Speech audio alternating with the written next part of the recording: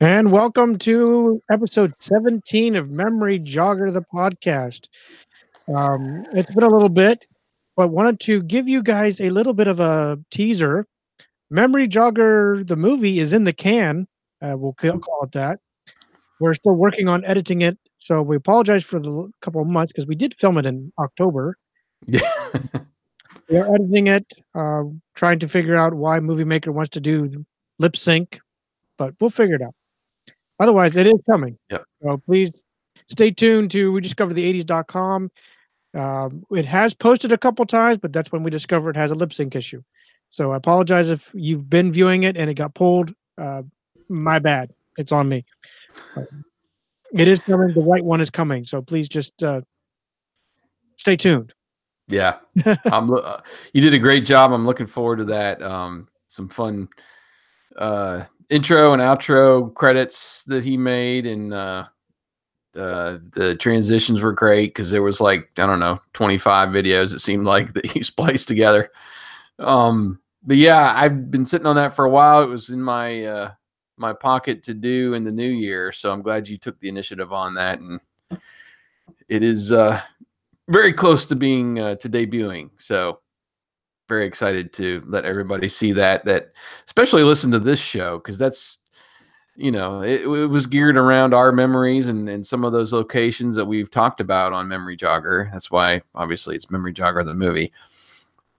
So specifically for this audience, and not just necessarily everybody that comes over to rediscover the 80s, it was done obviously for our sentimental value as well, but that was for you, the sharing of it, so you can see our hometown, and you'll get to see our school. You get to see where the radio station was, see one of our illustrious hangouts, beefs that we talk about.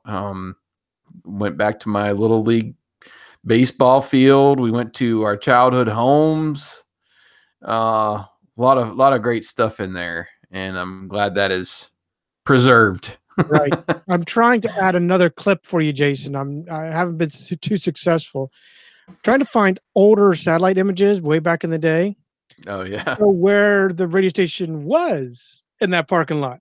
So far, I haven't gotten very successful. The one picture that I did find was very fuzzy, and you see copyright all over it. I'm like, oh, it's gonna work. So I'm working on it. I don't know how successful or if it'll make it in time for post production, but I'm trying to at least see if I can do a little quick snap in there. But like Jake, it's more for us. That video is a lot more for us, but it gives you, the viewer, a little bit more of a taste of where things are. So when we talk about the school specifically, you see the school. You can see us talking where things were relative. You hear us describe where the flagpole was. In the episode, we couldn't really describe it. So you kind of see where we put things together. Same with beefs. We talk about beefs as a hangout quite often. So you get to actually see what seems to be the dilapidated building of it now, but it is the building, and you can see where we talk about it and things like that, radio station and so forth. So it was a fun road trip. It was a very busy weekend for us. We went up to RetroCon that Saturday, spent several hours going up and down the aisles, and then basically pulled the piece and rolled out that night to hometowns, spent the night with our parents, and then our early morning off to do the recording, and then it was off to Maryland. Back on the plane the next day too. Yeah, for you, that's right. Yeah. So yeah, it was a whirlwind of a weekend, but that's the weekend we also added the our audio didn't quite do well because I pulled the cable out. But remember, we did the watch party. We watched the first episode of Mask, maybe 2 episodes of Mask, the cartoon, and we were having fun with it, our little puppeteering little thing with Sonic, I think.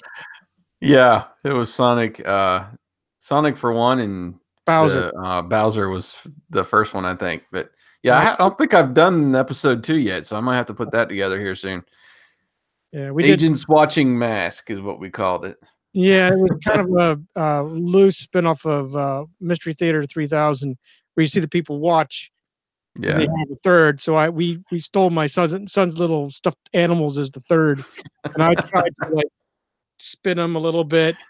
I tried to mimic. It's like a linear move, but I tried to mimic the one guy where he'd just go. Yeah, kind of back and forth and Yeah, side to side. yeah. Yeah. Yeah, that was fun. It was a riot. So Yeah. anyway, Well, we've got a fun episode ahead here. We're going to talk about our favorite foods and restaurants from our childhood. This ought to be fun. Some of the weird foods and kind of stuff that you can't find anymore. I got some of that in my list as well. So this is going to be a fun episode. All right. Well, let's get right into it. Why don't we? right. All right. Welcome back to another episode of Memory Jogger on the Rediscover the 80s podcast. Thank you, everyone, for subscribing and listening to us, and also watching us on YouTube as we jog our memories and run down a few childhood dreams from the 80s and early 90s. I am one of your hosts, Jason, who is trying to avoid the Noid. And having a good time with the great taste of McDonald's is my longtime friend and fellow co-host, Wyatt. How are you, sir? Doing well. What I really miss is all the actual characters of McDonald's. You know, Mm-hmm. Burglar, and you had Mary McCheese. yeah, Mayor McCheese, and the big huge Big Mac sandwich that walked around. The Fry Guy. Fry Guys, and what was the bird? I can't remember what her name was. Anyway. Remember, yeah. Yeah, the Fry Guys. I remember commercials with them, and then they got into the McNugget Buddies, all those commercials with those little puppet the McNuggets. Oh man. And then they Avoid the Noid, man. That was like the reigning icon for Domino's for years. And then I Right. I don't have it here immediately. Now you throw this, I don't have it with me. I found a deck of cards, had the Noid on the back of the deck of cards. Found that at my last job here in the service just before I retired. Yeah, I remember I found that hat at RetroCon that had Avoid the Noid on it. That's right. Yeah, those were some fun commercials too. Kind of claymation. Yeah. Those commercials, the mascot. But anyway, if you might not have guessed by now, we're up to episode 17, and we're going to be discussing our favorite foods and restaurants of our childhood. We're going to get into just the eateries of our hometown, some that were just, local there, some of the, more the chain restaurants that you guys probably remember of the time. And we're going to get into some of our favorite foods, maybe some weird foods that don't exist anymore. Maybe we wish they did, and some that they were glad that they kind of faded away in history. But this is going to be a fun episode about our foods. And I'm really looking forward to revealing our lists. We haven't really looked at each other's notes, so it's going to be fun to see what we got coming up here. Oh, yeah. But we've got some an icebreaker. I want to get to some feedback right now, because very thankful that we've got a lot of listeners and commenters over there on YouTube mainly now, and I want to give them the floor a little bit. From our last episode, which was the board and card games, we went over username Slunis. He says, enjoyed the trip down enjoyed the trip down memory lane. I also played hotels and Payday a ton, and had Fireball Island as a kid. I'm also waiting for the new game. Thank you for that comment. We both have the Fireball Island game. I sadly haven't done a review yet, but I have played it with my two boys and even my youngest, and she enjoyed it as well. Oh man, it's glorious. I love it. I use glorious a lot as a adjective on this podcast, but it is, it was just putting it together was fun. And then once we finally got to it and remembered all of the rules, because there is quite a few amount of rules you got to remember, and as you're traveling through the game, and how to maneuver and everything, and the whole object really of the game. It took a little time for those to soak in, but once they did, we've had some great games so far. Have you got yours out of the box yet? I did. I had my oldest. Well, he and I played it, and it took us a while to figure out how you actually play the game. We Yeah. played it once I read it and understood it. Then I thought, well, this is too complex for my son to understand. So I said, oh, well, we'll just roll the dice and go with that. So we did that. He's 6, so I had to make it simple. So we did that. Mhm. We did that for probably we spent an hour playing that, and didn't get to fire too many fireballs. So I said, let's just have a free for all, and that's what he loved it after that. Uh, But, yeah, it was a great game, brought back a lot of memories. The problem was I don't remember that being so complex of a game. I just remember our mutual friend, I think it was our mutual friend that had it, Yeah, it was. Leaf, and we would, just sit there for, um, however long it took the game. I remember knocking the guy off the bridge. Um, I didn't remember the gems or the diamonds or whatever that are there. Um I think I only played it once or twice growing up. I don't know about how often you played it. Well, I remember playing it a few times. I do remember the big gem at the top that you were trying to get. Mhm. Don't remember if the old game had the trees that you could kind of position to deflect the fireballs as they I didn't come remember out. that either. The original might have had those. I did not remember that, but I thought that was a fun little twist to the game itself. And as a part of the Kickstarter package, we got another set of cards to kind of throw in as action cards, and there were some fun ones in there that you got to steal this, or you got to move some extra spaces and things of that nature that made the game a lot more fun and challenging too as you're trying to win. But it's very interesting. I do liken it a lot to, say, like Settlers of Catan, where you've got to travel around, you've got to collect everything, but there's multiple strategies involved to win. There's not just like a clear cut thing. Yeah, you've got to get those little map cards, but you don't necessarily need them to to win the game. So anyway, just if you have not weren't in on the Kickstarter, I know they are putting it in some comic shops and retail stores like that. So go check it out if you can, and if you can afford it. I know it's a little pricey, probably now in stores, close to probably 3 digits. I think, what was our charge? 75, I think. Well, yeah, they had the shipping, I think they tacked onto it, but it was 60 for the Kickstarter donation, and then Yeah. probably the $10 shipping.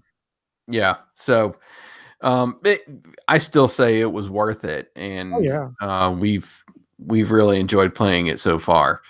Let's keep moving along here. Gerospace, who's always one of our commenters on YouTube, he asks, did either of you guys have the G.I. Joe board game? It had a lot of pieces, and we had no idea how to play it, so we made up our own rules. I don't remember the G.I. Joe board game at all, or anybody that had it. Do you? No, I'm doing a quick look to see what it looked like, but I don't think anybody had it. No, it I don't was recollect. I don't even think our mutual friend Leaf had it. He was kind of the wealthy kid of the bunch of us, so if anybody had it, he did. right. Did No, not remember that board game. yeah, I'm looking at it now. I don't recognize it. No. All right. Well, we'll move on to the next comment there. Thank you for that one, Gerospace. And 2M Willis left a quick comment. Cool content. Keep it up. The 80s were amazing. Yes, they Yes, were. they were. We appreciate that comment. Glad to that was fun, and I like doing these. I don't have really any like screen share images saved to throw up there as we do this episode, but those that we do, like that one and some of the other ones we do, have been fun to share Mhm. over there on YouTube. Now, just a quick icebreaker or two. We told you about MJ the movie, is what I'm calling it. That Wyatt's almost got done there. Have you seen Bumblebee? I have not. I know you did. I wanted to Oh see it. man, I take Adam, but I don't know if he's too young for it or not. yeah, it was really good. There are a couple scenes where some humans get turned into liquid, not really blood, but like clear liquid. Okay. Which might be a little disturbing. And there is a little bit of language in there, but oh my gosh, the best Transformers movie they've made by far, in my opinion. And it was just fun. It was just fun. It wasn't all necessarily that a lot of them look like the G1 characters, but it sure helped as I'm watching it. But it was just a fun movie, and they basically brought it right back around to kind of tie into that first one that they made with Michael Bay.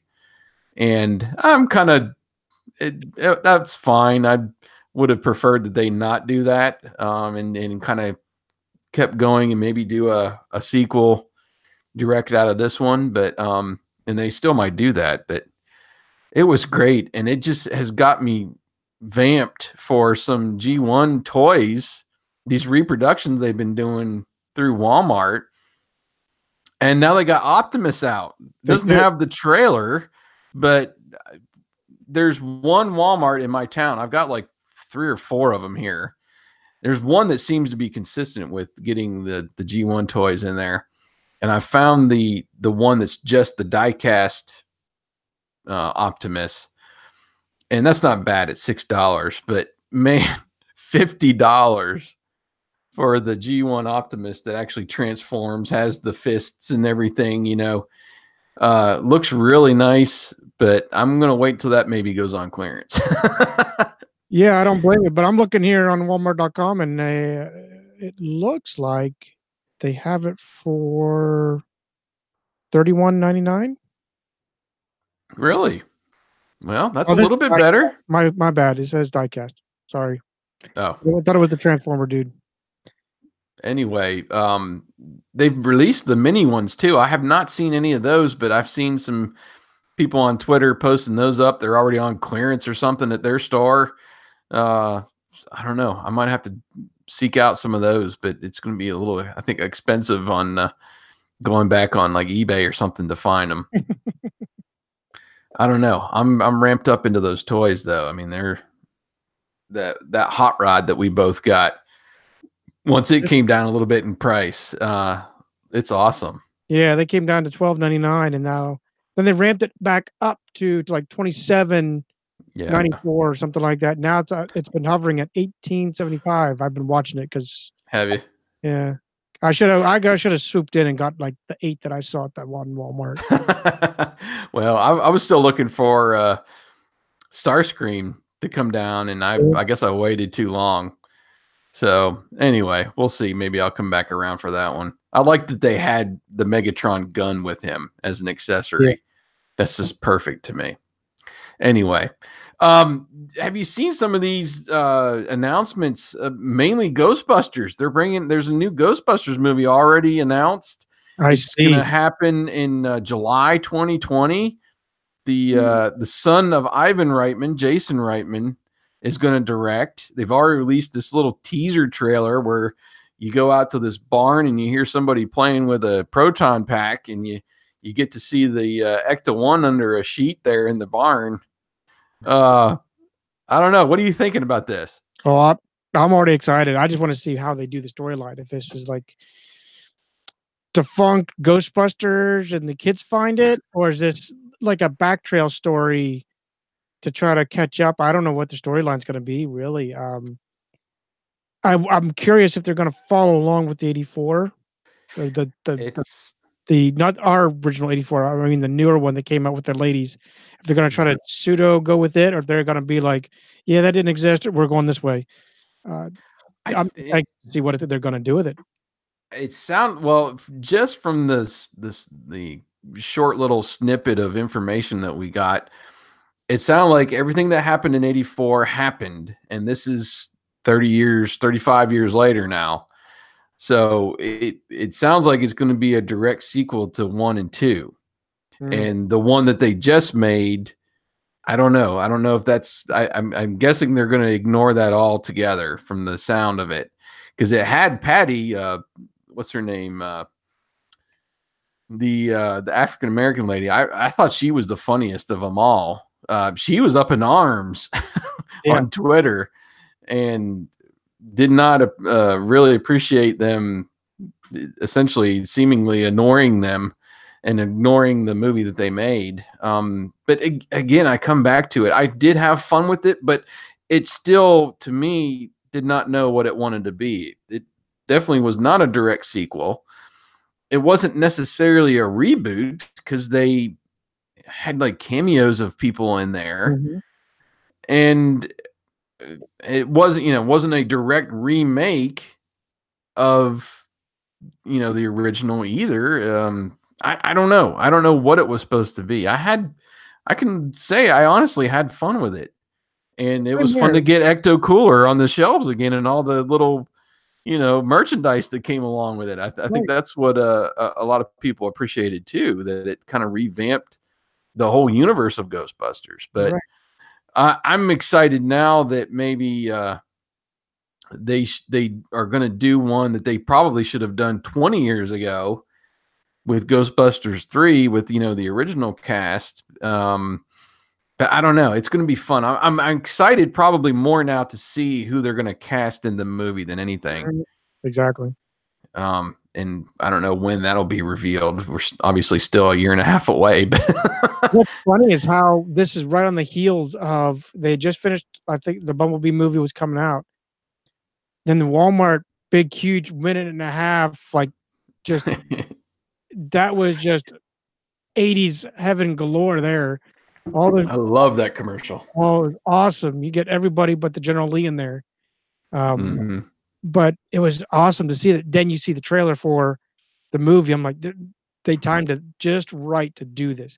They just finished out Bumblebee, the movie. Now they're starting Ghostbusters 2020. Where's Knight Rider? Come on.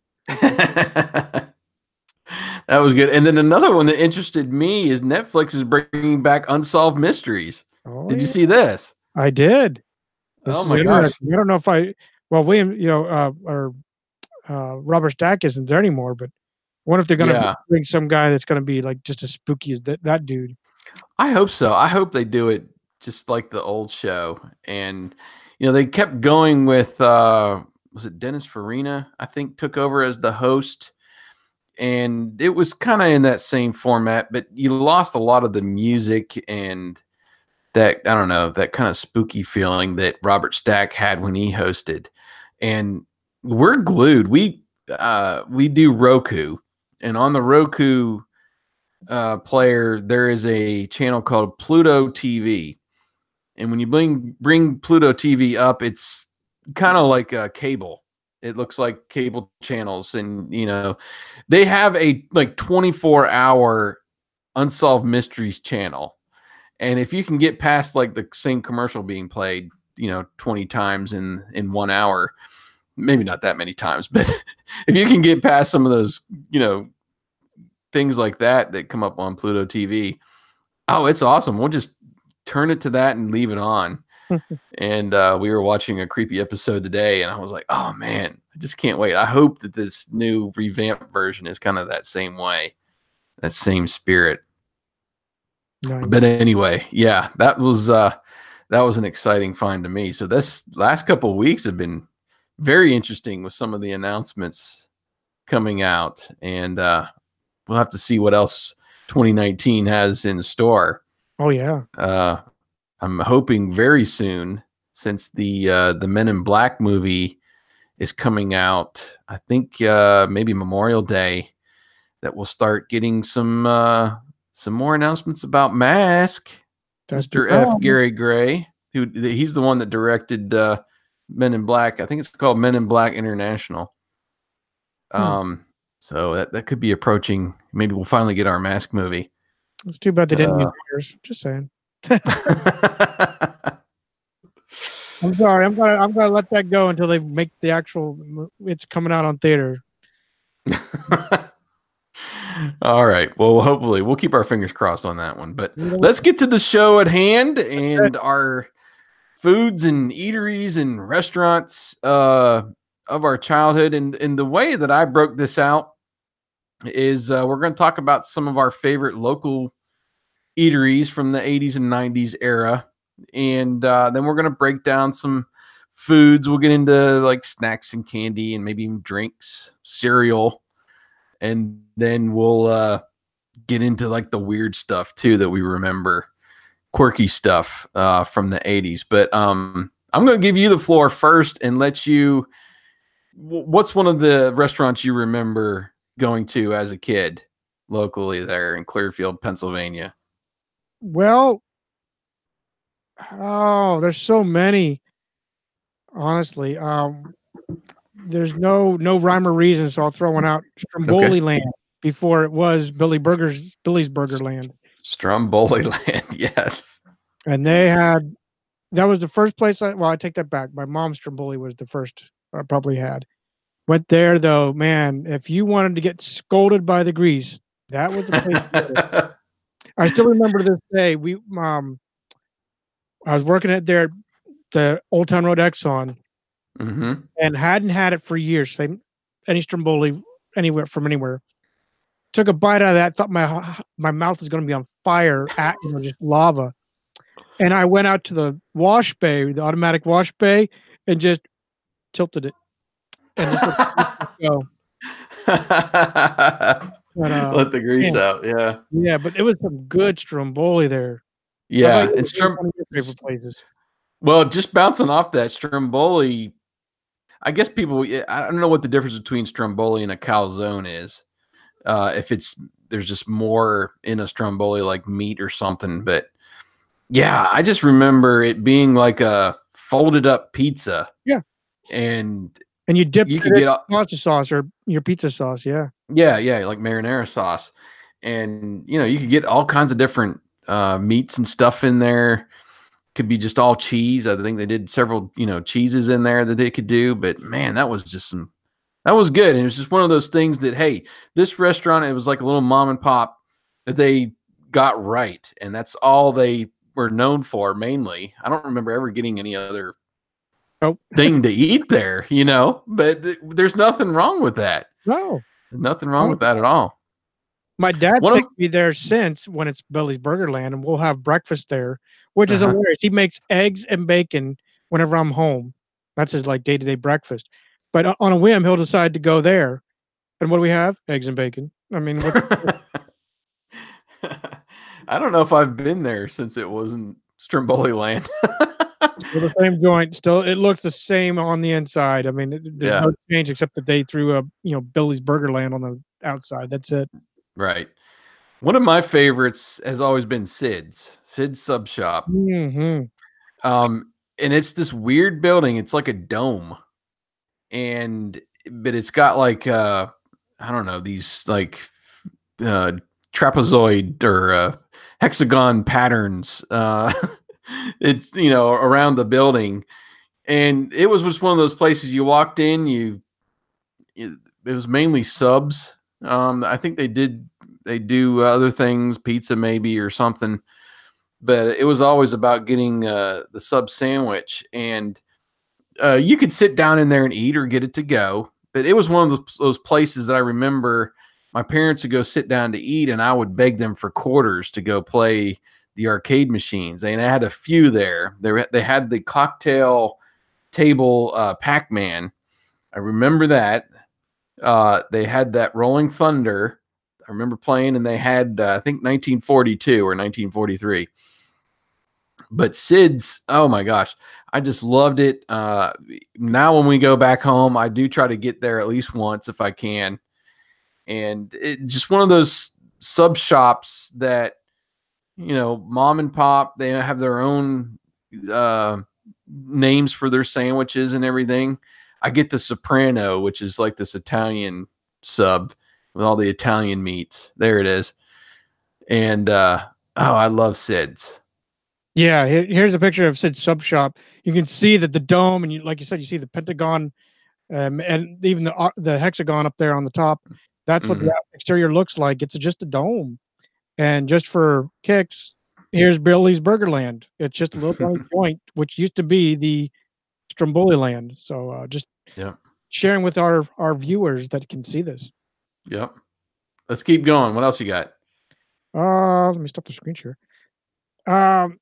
One of our classic ones, I do not have a picture of this, and we talk about it in MJ the movie rather, and we even drive by the building. It's called Tastee Freez.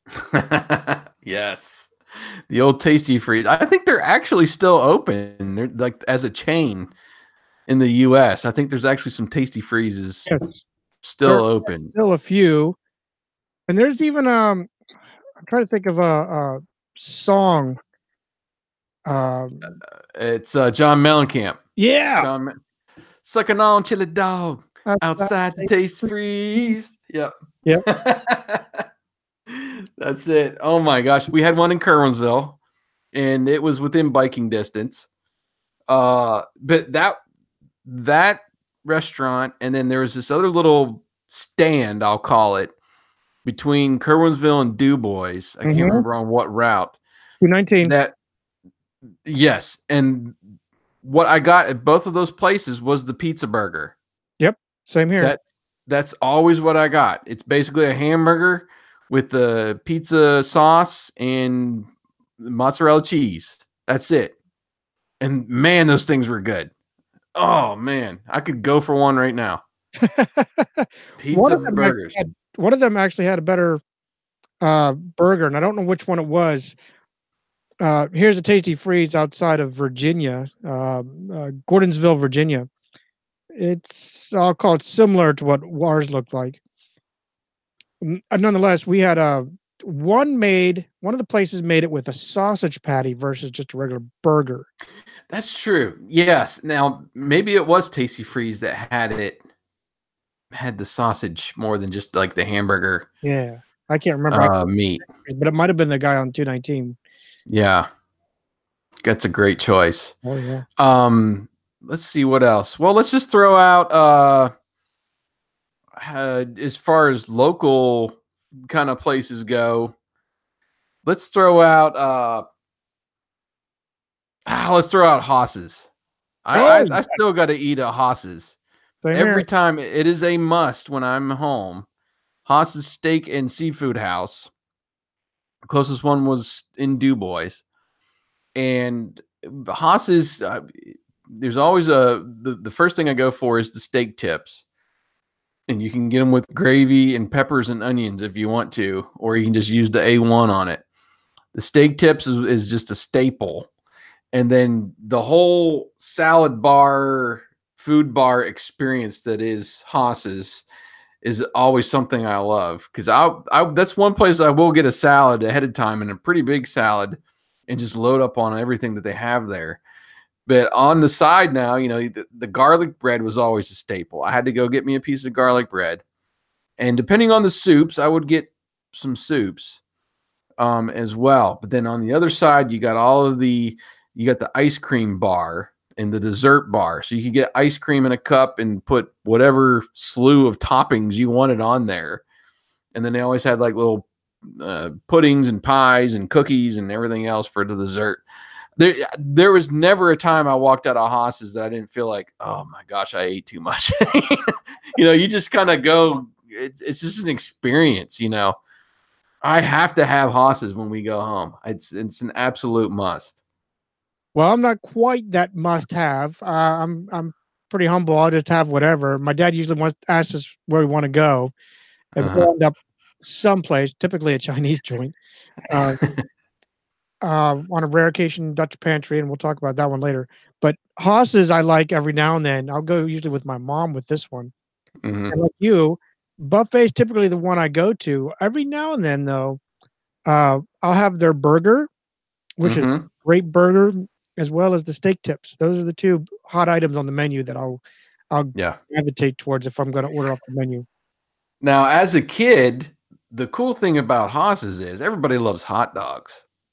Hostas carved your name in the freaking hot dog. So you knew it was yours. It was almost like a little personalized hot dog. There it I says forgot about that. Jason written right on the hot dog. You don't remember that? Oh my gosh, Oh, dude. no. Oh yeah. See, that was my kid's first experience there. When we went home, we went to Hostas. It's like, you guys got to get the hot dogs. It's the only time I've ever said this to him, probably. You've got to get the hot dogs so you can get your name written in them. And they cook them up and they come right out and there's your name. I used to try to do that at home too. Once we had that experience, they were like, "Put my name in the hot dog?" I'll try. Sometimes it worked out, sometimes it didn't, but yeah, I don't know. That was just one of those little quirky things about Hostas. Write your name in the hot dog. Nice. What else you got? Let's just keep going through these. Well, one place that we visited actually on Memory Jogger the movie and we talked about was the Old Town Road Dairy. Mm-hmm. Mm-hmm. Great ice cream shop. I won't I won't lie that I thought Dairy Queen and Old Town Road Dairy were pretty close. Yeah. But I thought they had more options when they made their, I think it's called their Twisters, which is their alternative to the Blizzard. Right. Yep.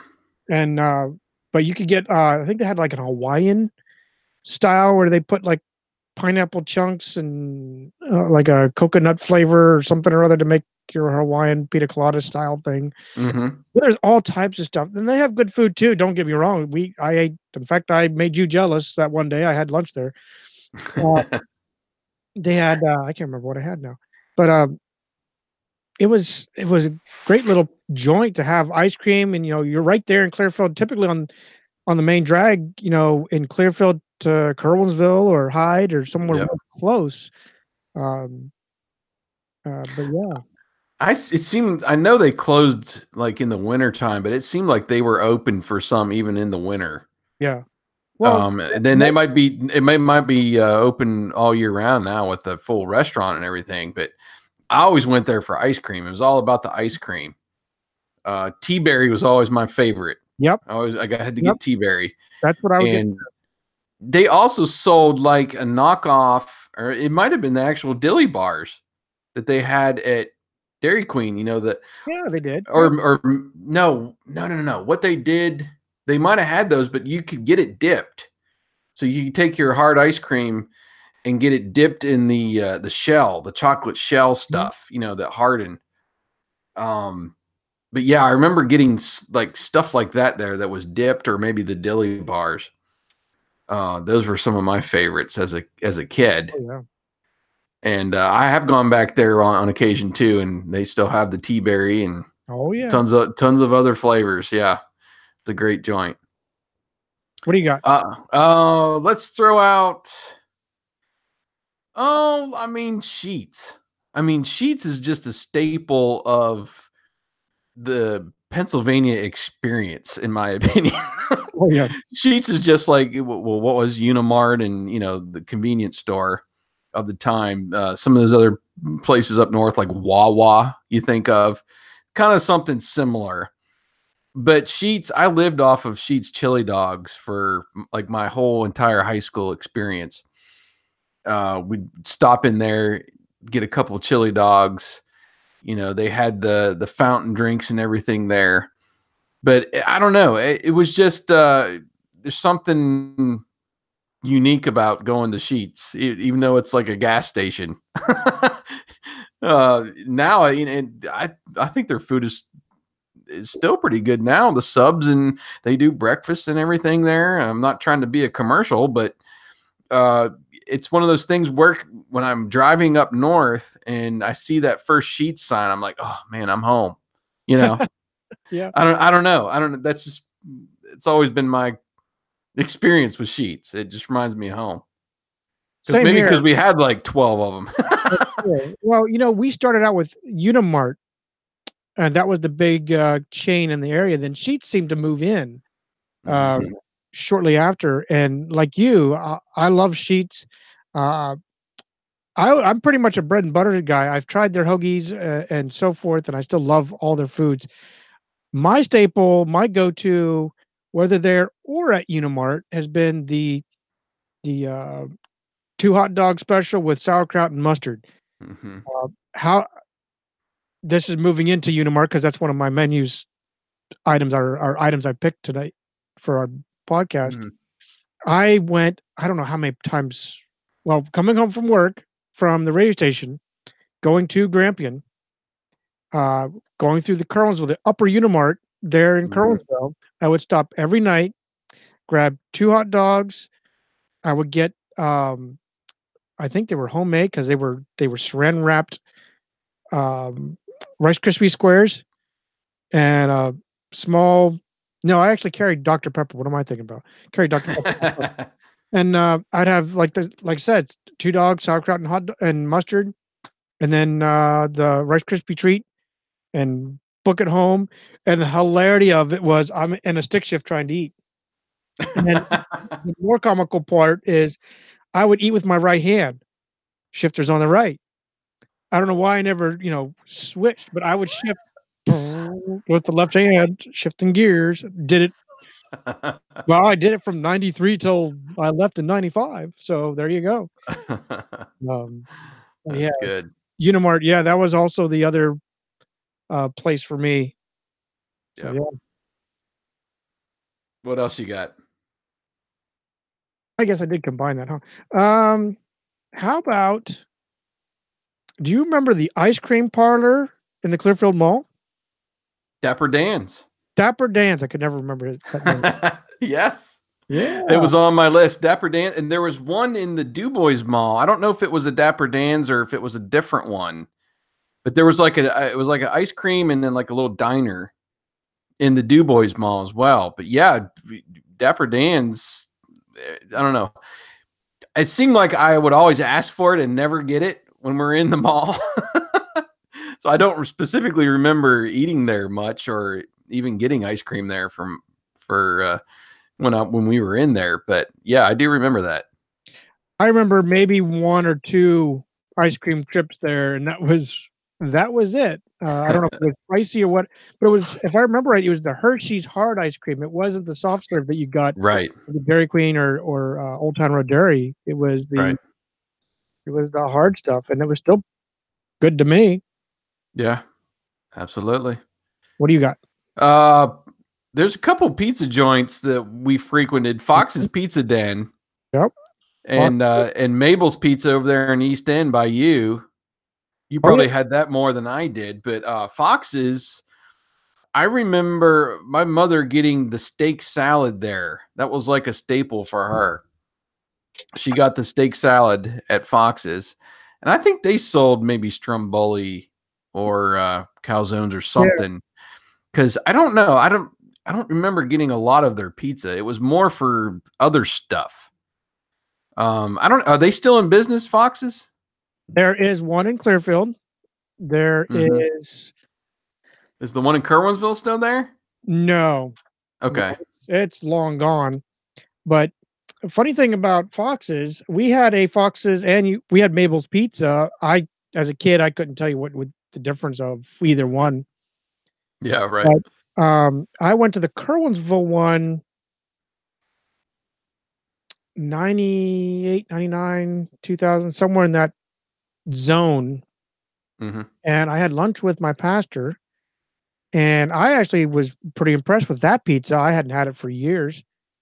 And lo and behold, the one thing I took home, my wife has since gotten rid of it, is this big, like half-gallon size of a drinking mug.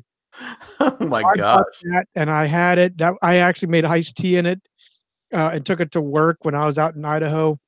And that's when I did it. I must have done it in 2001 when I got back from Korea. And I took that thing. People were like insane. Like, are you drinking that much coffee? Still, you have to be like peeing every 30 minutes or something. I'm like, "Okay, yeah, probably." But yeah, Yeah. that was some good stuff. That pizza Fox's. Maybe I don't remember Mabel's. I'm sure it was Yeah. good. I don't remember it. I don't remember. Yeah, I don't remember any specifically, you know, situations where we ordered Mabel's unless we were meeting somebody there or whatever. But or somebody had it at their house that we were invited over to. But yeah, I kind of blended those two together because yeah, like I said, Fox's. I didn't remember hardly ever ordering their pizza. We mainly ordered from Pizza Hut Mhm. when we did get it. So, what else for you? Well, I'm gonna go kind of more to the Clearfield County Fair, and that was the Italian sausage. Oh my gosh. That was one of my go-tos. We've talked about it in the fair days that we talked about that episode, as Yeah. well as the lemonade from the lemonade stand that had like 10 pounds of sugar and Yeah. zero water, you know. Yep. Semi steaks and oh my gosh, yeah, the food at the fair. That once you hit like that age where yeah, I think I'm done with riding these rides that they put up in a day and take down in a day. And it was all about going for the Oh food. yeah. And yeah, go listen to that episode about the fair memories to get more about that. But yeah, great choice there. I didn't even have that on my list. Another one for you? We another one that was I've got very faint memories of is going to a Sizzler in DuBois. Yes. This was I guess more or less a rival to Haas's, but I remember there being a Sizzler there as you come in town, like when you get off 80. What used to be the Ponderosa, which is now defunct. That exactly. Yeah, that I mean, we would go over there to eat when I was a kid, and I remember they had like those. This sticks out to me. Their steak sauce or ketchup or something had a yellow label. I could be wrong, but it seems like having a yellow label in trying that steak sauce for the first time. Sizzler. I think those are defunct now. I don't think there's any Sizzlers still going. I could be wrong. There might be, but you know, equally, just on that same note, there used to be, I don't know if it's probably no pictures. Yeah, I don't see any. There used to be, this is the Ponderosa, so you can see where it was. There used to be a Wrangler in Clearfield. Big Wrangler, yes. Yeah, big Wrangler. The big Wrangler. And I remember going there. That's what I remember going to. It was like lunchroom trays. You had to go, you know, form a line and the whole night. Yes. Holy crap! I forgot about that. Yep. And then big Wrangler. Yeah, I went there pretty often. I think I remember going there quite a few times. Yeah. But yeah, I remember going there. Ponderosa a few times. I don't remember going to the Sizzler. I'm sure we went there, but I don't remember going there.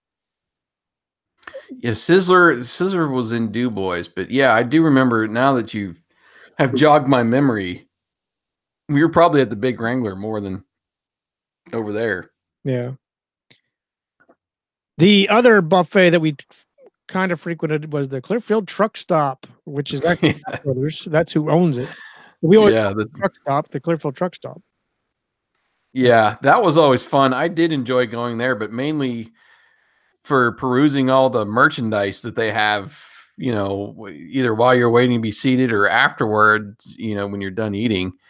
I'd always ask to get up early and go check out all the toys and stuff that they had in there. It was modest and, you know, it was mainly a truck stop for truckers. So there wasn't a lot in there for kids, but I always enjoyed eating there and going through that little shop. Oh yeah, that's what I did. Especially now, a real comical thing. Just recently, with me and my ClearfieldCounty.com, you know, I have a picture. I'm going to pop up here. Maybe. Anyway, there's a picture that's come across recently that has my image that I bought as a postcard from Clearfield, the Clearfield truck stop. And it has popped up more and more on here it is, on different websites. And I kind of, right there's the postcard. I bought it there at the Clearfield truck stop. Man, this is 95. And I scanned it in promptly back in the day when you had like flatbed scanners. And you can see the little tiny ear right here, this yellow red ear. That's the postcard ear. And I've had on my Clearfield pages ever since. And now people are copying it. This is Cremation of PA that has it right now. Um, uh, the local realtor uses it. Denny's Beer Pub just popped it on there. That's another place Yeah. that's local to us is Denny's Beer Pub Barrel, and we talk about it in the movie specifically because it had the world's biggest hamburger up until a few years ago. Then it turned into the world's biggest hamburger contests because they got tired of having to one up themselves and get new equipment. Right. And I don't remember eating there much. Obviously, it was more like a bar, and um, it was just not one of those places that we frequented a lot. And I'm not sure why my parents didn't choose to go there, but only been in there a handful of times since being in Clearfield. I didn't go until I was, mid-30s. Never been there because it was a bar. My dad was a big, he did not, like any place that served alcohol. He made an exception for Pizza Hut because they sold beer. That was the only place he made that exception. So we would, like I said, we would just straight out go to avoid it. And many years later, when it was still I think it was just after they announced that they made that 15-pound burger, and that one made headlines on the Today Show and a couple other big places. Um, I went there and I thought, well, I'm just going to go in here and try this burger, see what it's like. And I was really impressed.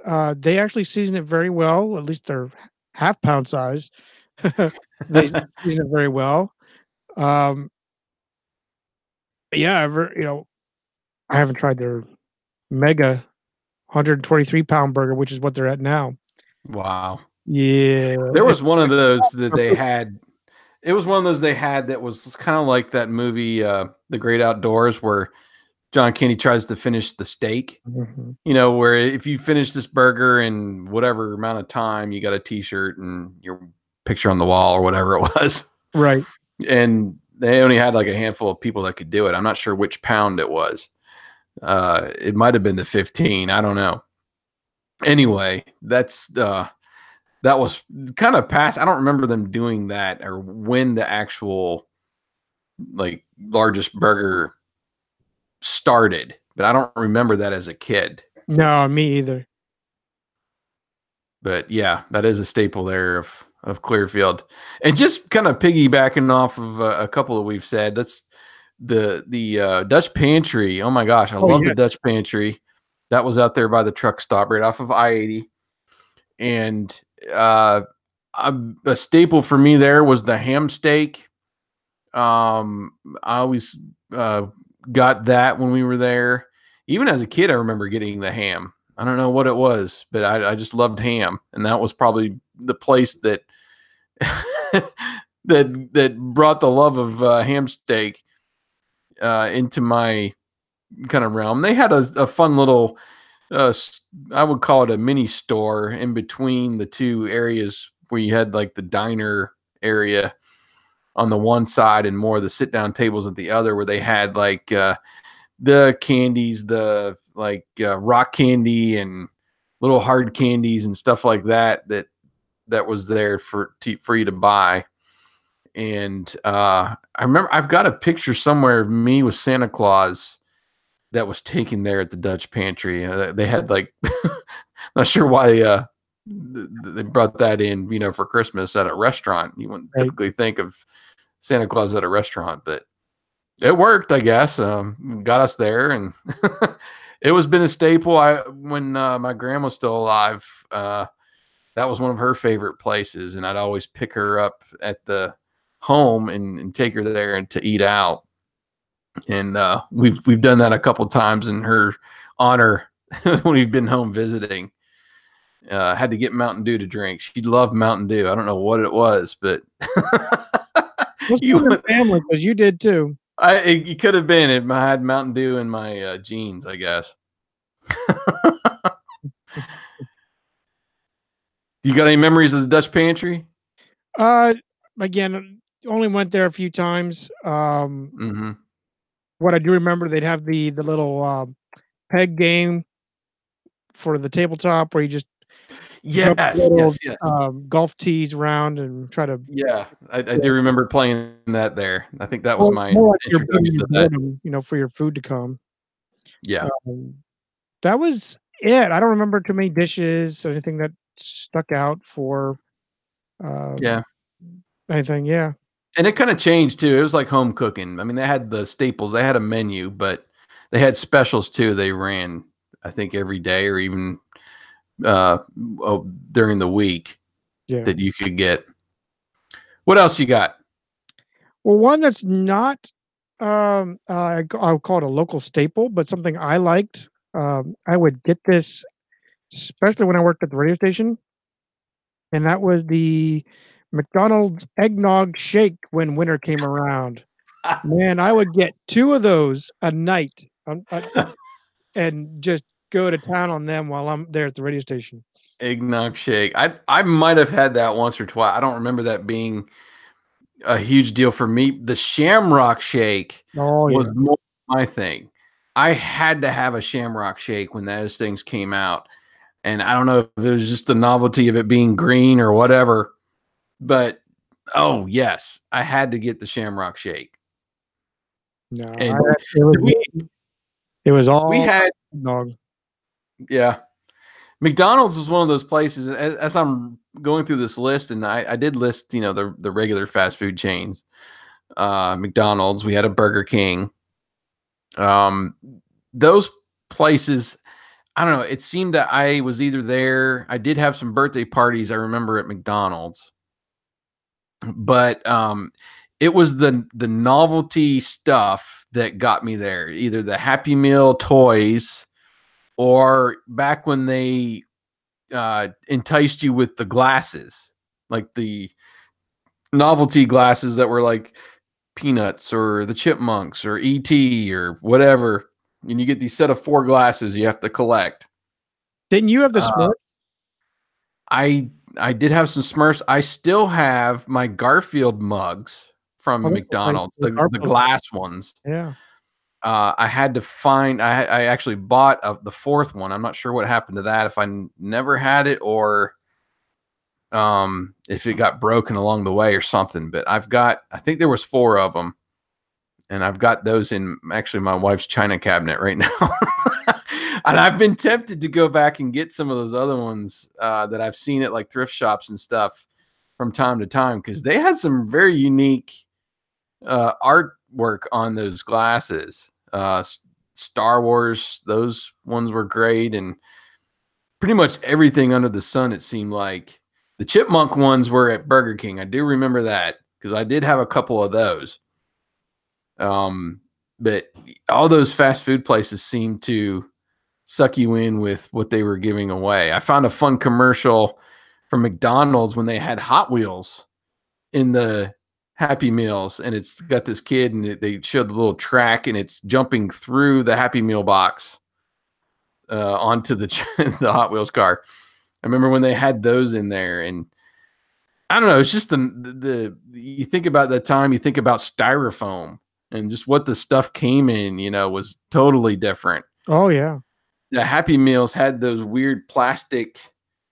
Uh, didn't doesn't like the Dukes have like a little container that their Happy Meal came in that looked like the General Lee and the police car.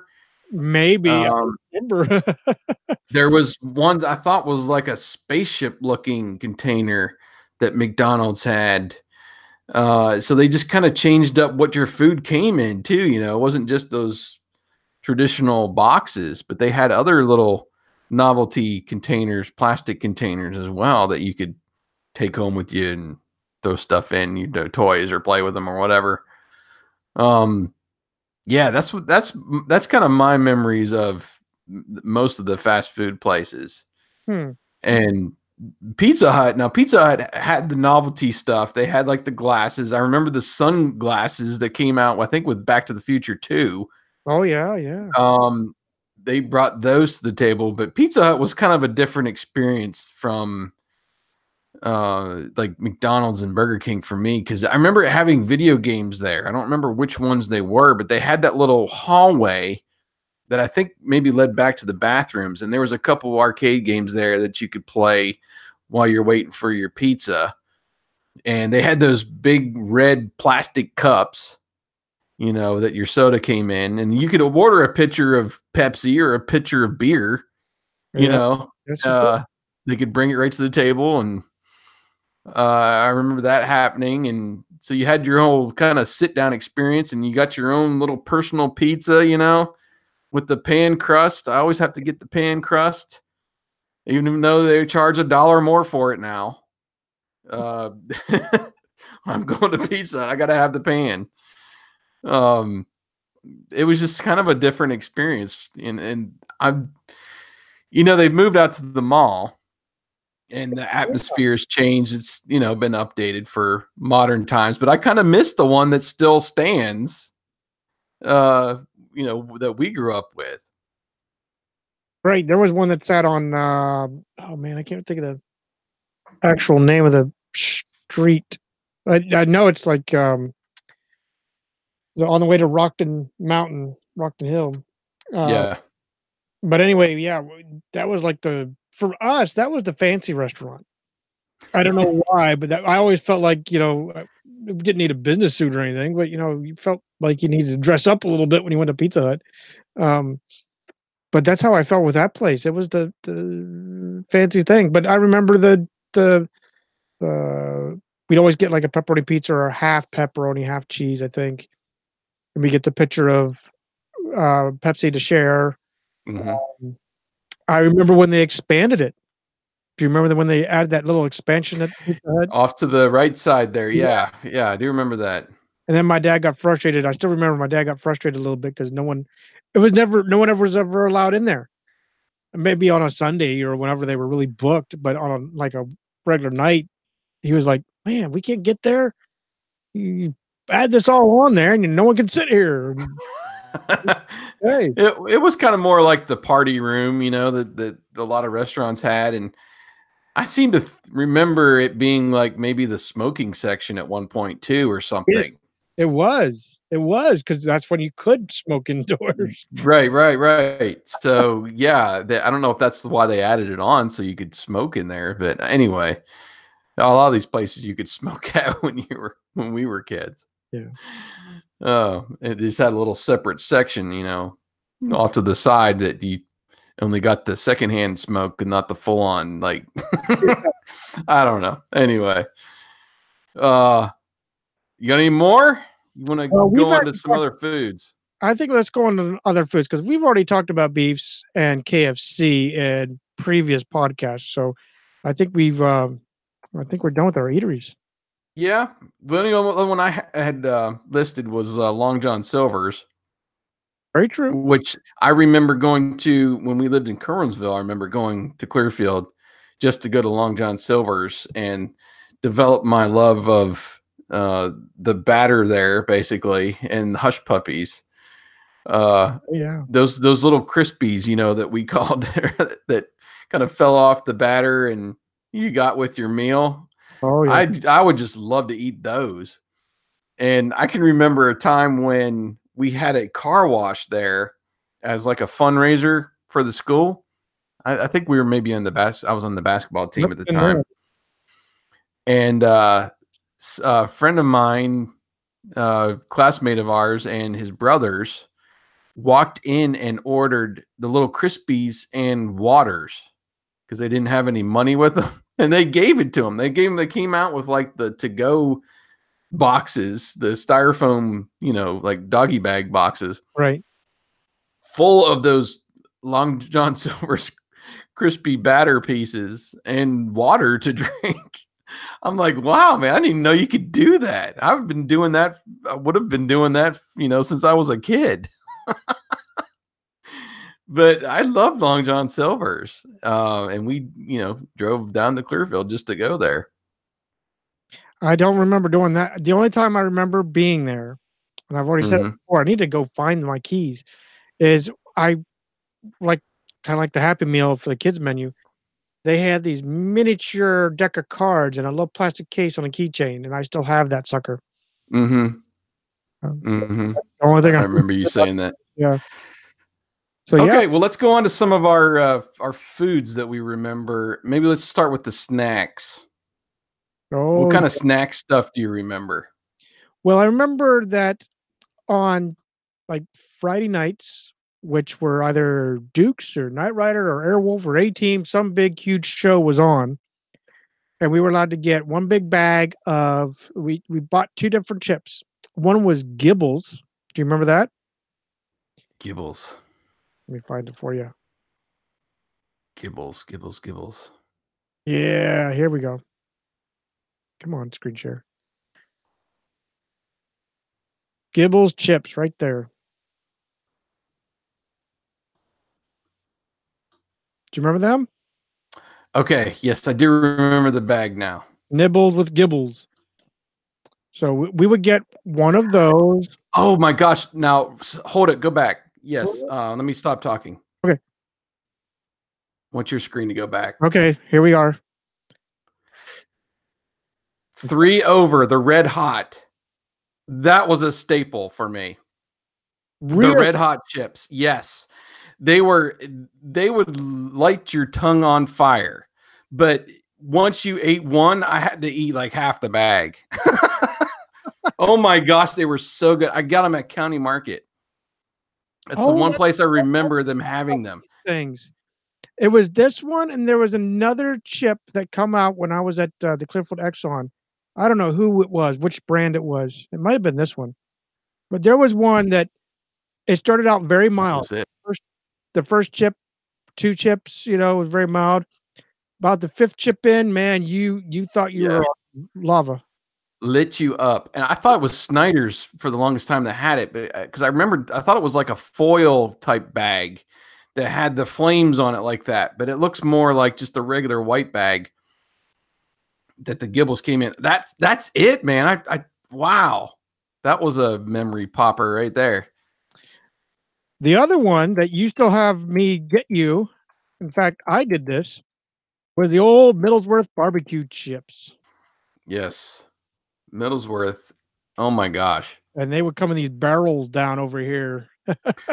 That was what was unique about them. Yes, they were in it was in a bag, but they dropped it in this barrel. It's like a barrel of chips. Yeah. Oh my gosh. And that's something unique about Pennsylvania, that when I go home, I have to get me a bag of Middlesworth barbecue chips.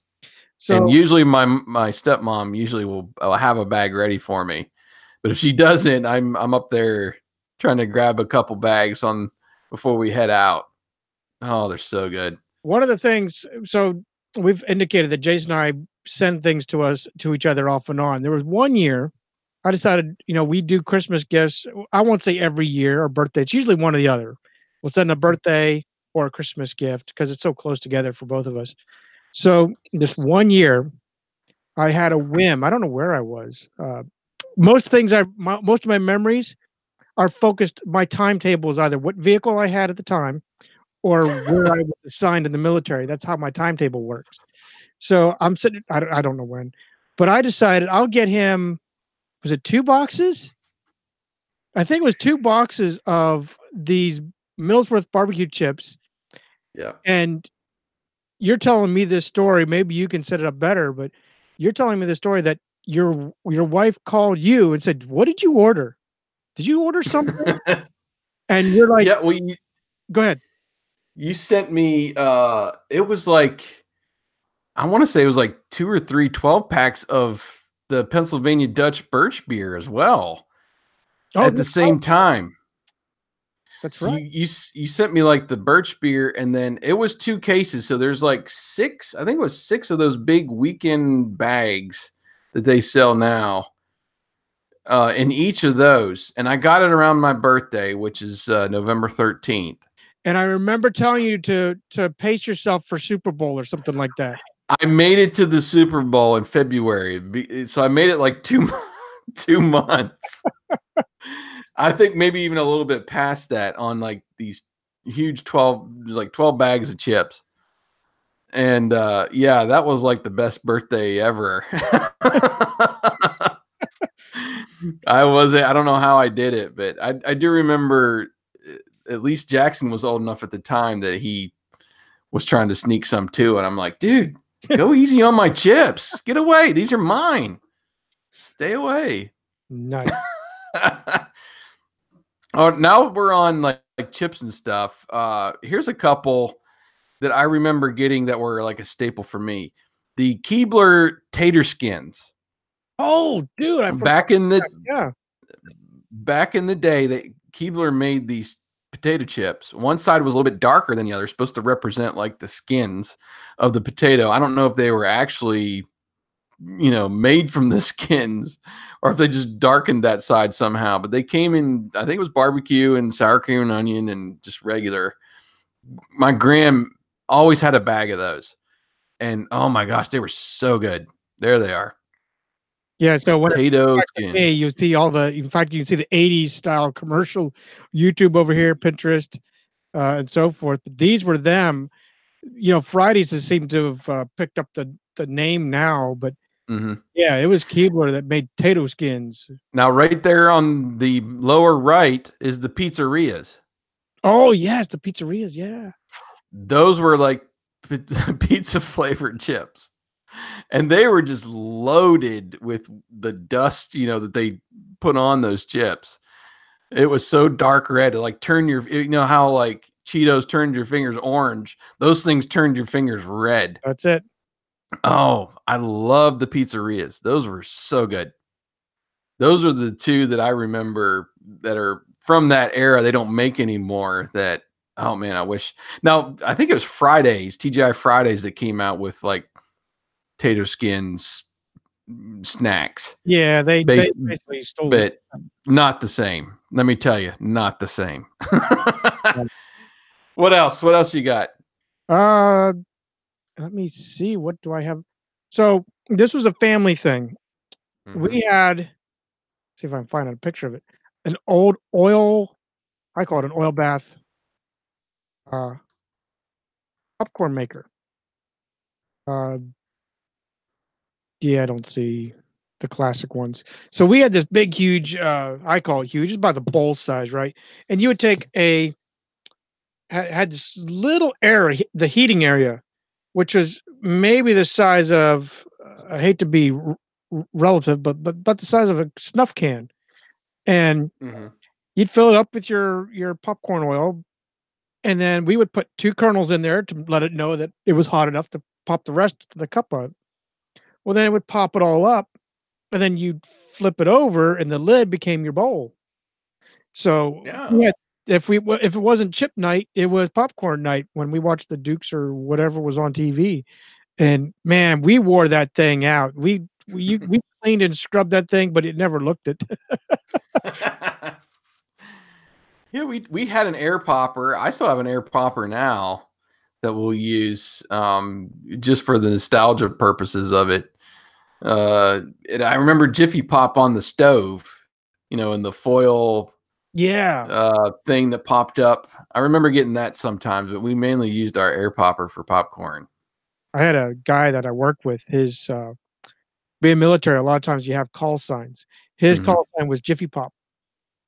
He wore his ABU cap because it wasn't pretty. Some people make it pretty and make it all nice and sharp. He didn't. And it looked all poofy, like a Jiffy Pop had blown up in his head.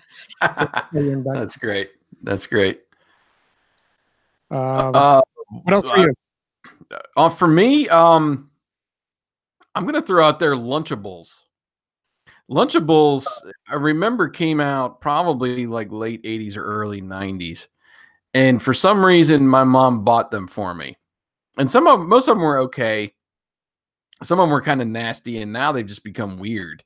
But, back in the day, it was just your standard. You had 3 or 4 little stacks of ham or turkey or whatever meat.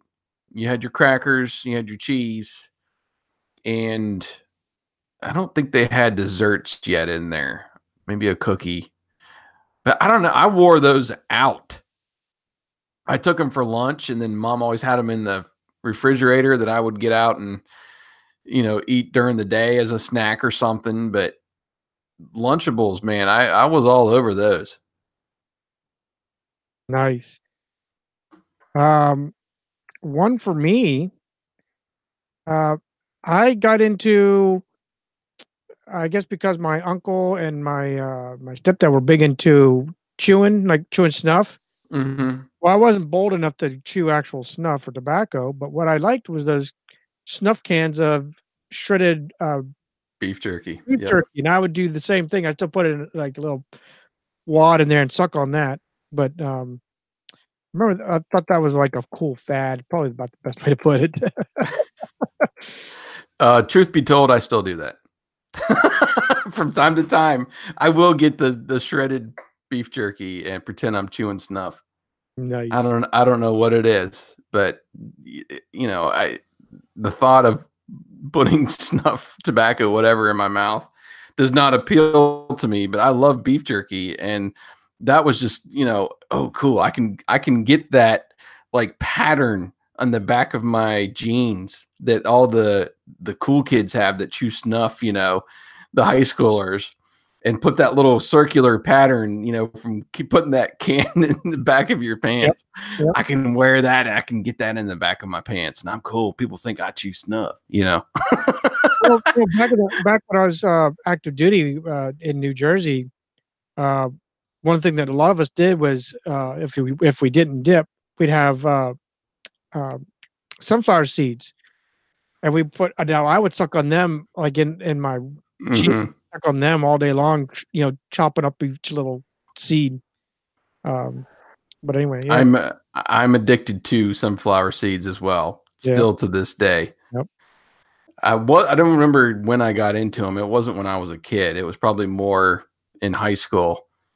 But yeah, I specifically go to Publix now because they have the sweet and spicy kind of the David sunflower seeds that are ridiculously awesome. And I'll buy like 2 bags of those, and I have to fight Jackson off, my oldest son, because he's now into them as well, like watching me. Yeah. But yeah, I still have to have the sunflower seeds. I don't know. Anyway. Anything else? Yeah. Oh yeah. I've got a few more here.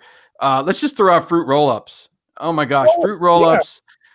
I lived on fruit roll-ups. They were a staple in my lunchbox probably throughout my entire childhood. The rolled up with the cellophane paper, and they took various forms, competitors and everybody else, Fruit by the Foot and some of these other companies came along to kind of jump in on the market, but fruit roll-ups were always the best. And I love, there was a few flavors that were kind of, all right, if that's all they have, Mom, then go ahead and get me those. But it was more or less like the strawberry. I think there was like an apple one or something that was just kind of, it's all right, but it's not the good stuff, But I loved fruit roll-ups. I had to have fruit roll-ups. Nice. I'm out of snacks. I think I've okay. Let me just throw a bunch in here, and you can say yes, no, maybe so.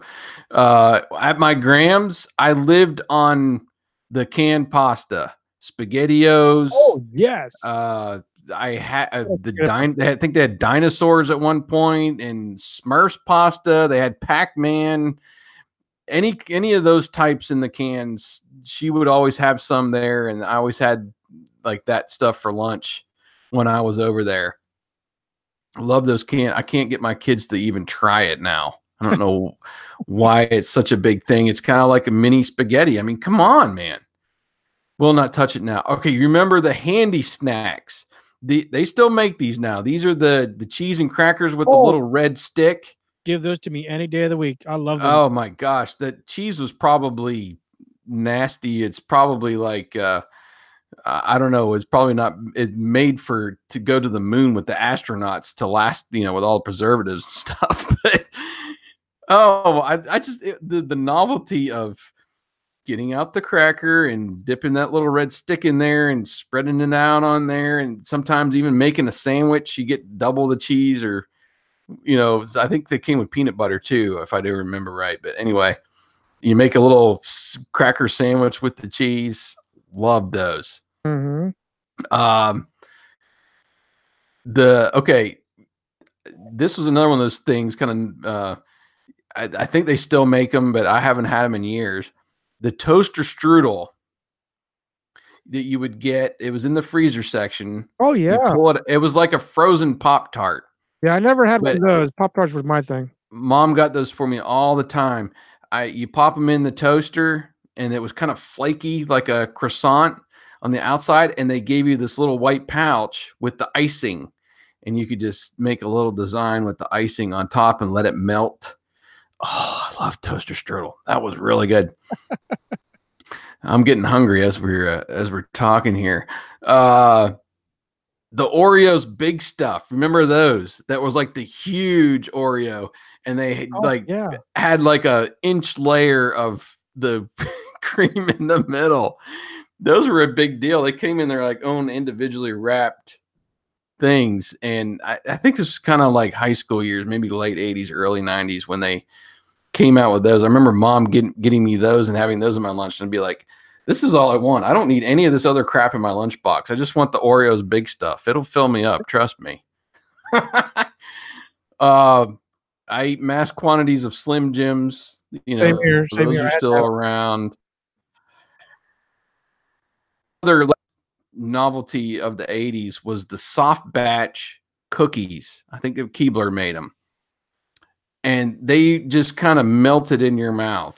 It was almost like they were like just the cookie dough or something but it were soft batch cookies, and they weren't like your typical chocolate chip cookie. They're just soft. You could just break them right apart, and oh my gosh, soft batch cookies. You got some candy stuff? I mixed some gum in here too, because I love me some gum. Yeah. So one of the ones that we used to get, I guess it varied the stores, but I like the old the cigarette candy gum that has a little bit of powder, so you got one little puff of smoke, and that was it to make it look. See, I went for the chalk ones more. I don't know if it's just because you could fit more in there in the the little pack that they gave you. Yeah. I went for those more, and I seem to remember they have like a red or a pink end on even the chalk ones. You just kind of walk around. Hey, I'm cool. I'm smoking a cigarette and crunch. Eat they were nasty. They did not taste good at all. The chalk ones, but I do remember the bubblegum ones. You could blow a little puff of smoke, and then the paper got all wet and started sticking to the gum, and you're like, all right, I just better unwrap this thing and eat the gum. Right. Yeah, I kind of put on here like bubblegum wars, because back in the 80s, holy crap, Bubblicious, Hubba Bubba, Bubble Yum. You had the Gatorade gum. You had like soda gum, like Dr. Pepper, and I think maybe even Pepsi, or I don't know. There was some like sodas that became gum. You had Big League Chew, which was freaking awesome, and Bazooka Joe, which I ate mass quantities of when we were in Little League, with the little comic strip, that came with it. And I think it was one of those where you could save the comics and send them in and get a hat or a T-shirt or something. Right. But just the different choices back then of bubblegum was great, and all those crazy flavors. I don't remember if it was Bubblicious or which one had like the outer part was one flavor, and like the inner center part was a different flavor. So it was like strawberry banana, Oh man, some great bubble gum back in the day. Oh yeah. What else you got? Do you remember going down to Gardner's Candy for the penny candy? Yes. They had, now there was a penny shop over,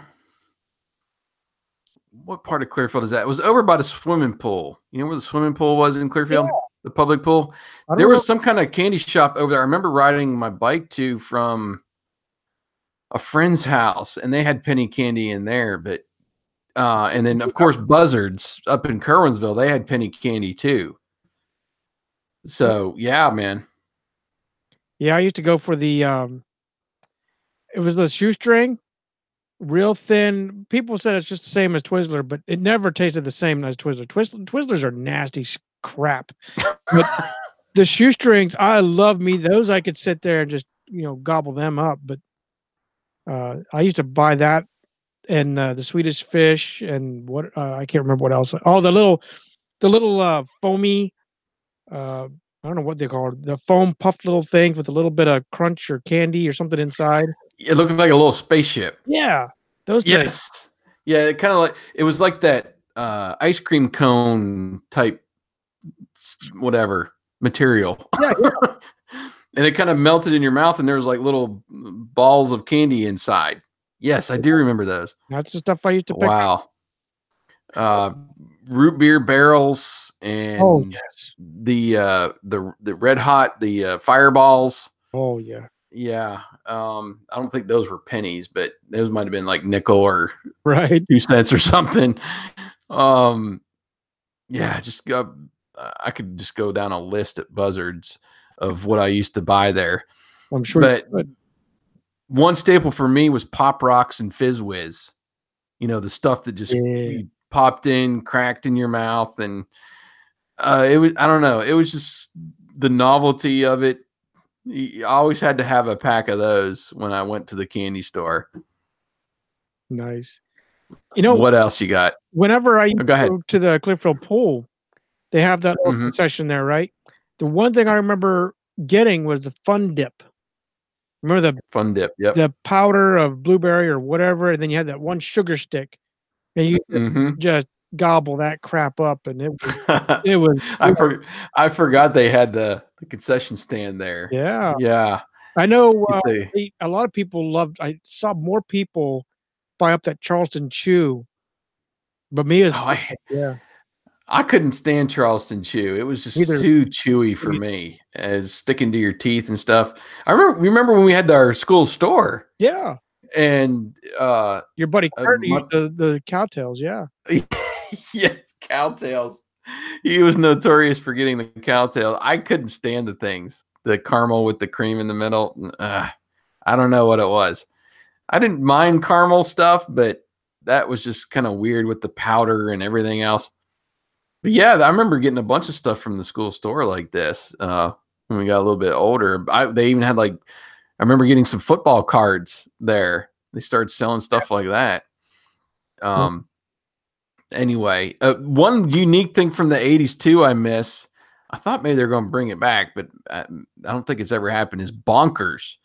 Bonkers were the little chews that I think they were 2 different flavors, or they had like a different center when you ate them. They came in it looked like a pack of gum, but it was candy. It wasn't gum.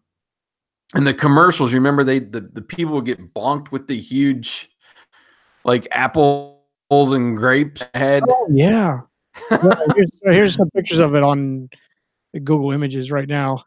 Those were hilarious. I loved the commercials back then. Yeah. What else you got? There was a small craze where they started mixing sodas, or pop as we call it, into gum, and I like me some Dr. Pepper gum. Good stuff. Yeah. I remember that. I was trying to remember what other sodas there were that they made into gum. If I remember right. I remember getting Gatorade gum, but it not being the most tasty thing in the world. Google has 7-Up as well, cherry 7-Up. 7-Up. I remember 7-Up being a gum. Yes. A&W, which that's all their, Dr. Pepper owns 7-Up A&W, so yeah. Yeah, that makes sense. What else do you got? I got to throw out Nerds. Nerds was a huge staple for me. I even loved the cereal when they brought the cereal out. Yep. Had to have that. And it was a little bit of the novelty of having 2 different kinds in there and pouring it from each side of the box. But, even the cereal as well. But, I don't know. I love Nerds. I still love them to this day. And they don't, most of the time I get Nerds now, it's with the Halloween candy and it's just the little packs. And I'm like, okay, yes, this is Nerds, but it's not Nerds. I need the big box with the two sides and slide open the top so I can get what I want to get out. Once you open those little boxes of Nerds, you got to eat them all. I want to be able to control the flow of my Nerds. I don't want to have to open the box and just, chug it like a shot of Jack Daniels or something, I want to maybe come back to them later. I don't know, but they came out with some great flavors too. I love Nerds. Never got into the Nerds rope. Remember that? I think they might still make that. It was like a Twizzler with Nerds on the outside, like stuck to it. That was a little bit later on, I think. The last one I have written down is Teaberry Gum. I love me some Teaberry Gum. I remember that. I think it was the same. Was it the same company that made like Fruit Stripe? Yeah, I think so. It could be. Fruit Stripe was another one that I loved back in the day. Flavor lasted about 2 minutes, and then you had to pop another piece in. Oh yeah. Do you have any Teaberry? The only other weird thing I remember is all the wax stuff. Yeah. That they had back in the day. The one that I remember actually liking was the bottles that you kind of bit the top off and they had the liquid in there. God knows what that was. It was like pure syrup or something. What it was. But then you could like kind of pop the bottle in your mouth and chew on it for a little bit and get the last little bit of flavor out of it and then kind of spit it out, But I didn't know that. I remember getting like the wax lips and all that they had back in the day. Never know what to do with them though, because they all had that same kind of weird flavor. Yeah. And if you tried to like chew on them or something, it just was not a good experience. What else do you got anything else in the candy? No, that's about all I got for me. Okay, let's slide on down to drinks. Do you have some drinks in there? Well, of course I do. What I have right now. Pennsylvania Dutch Birch Beer. Yeah. Birch Beer was a staple for us. Time I just come back from Korea, went out to Idaho, and my parents or mom would always ask me, "What do you want for Christmas? What do you want for your birthday?" I'm like, I just say I don't need anything, whatever. This one year I had the worst hankering for 2 drinks.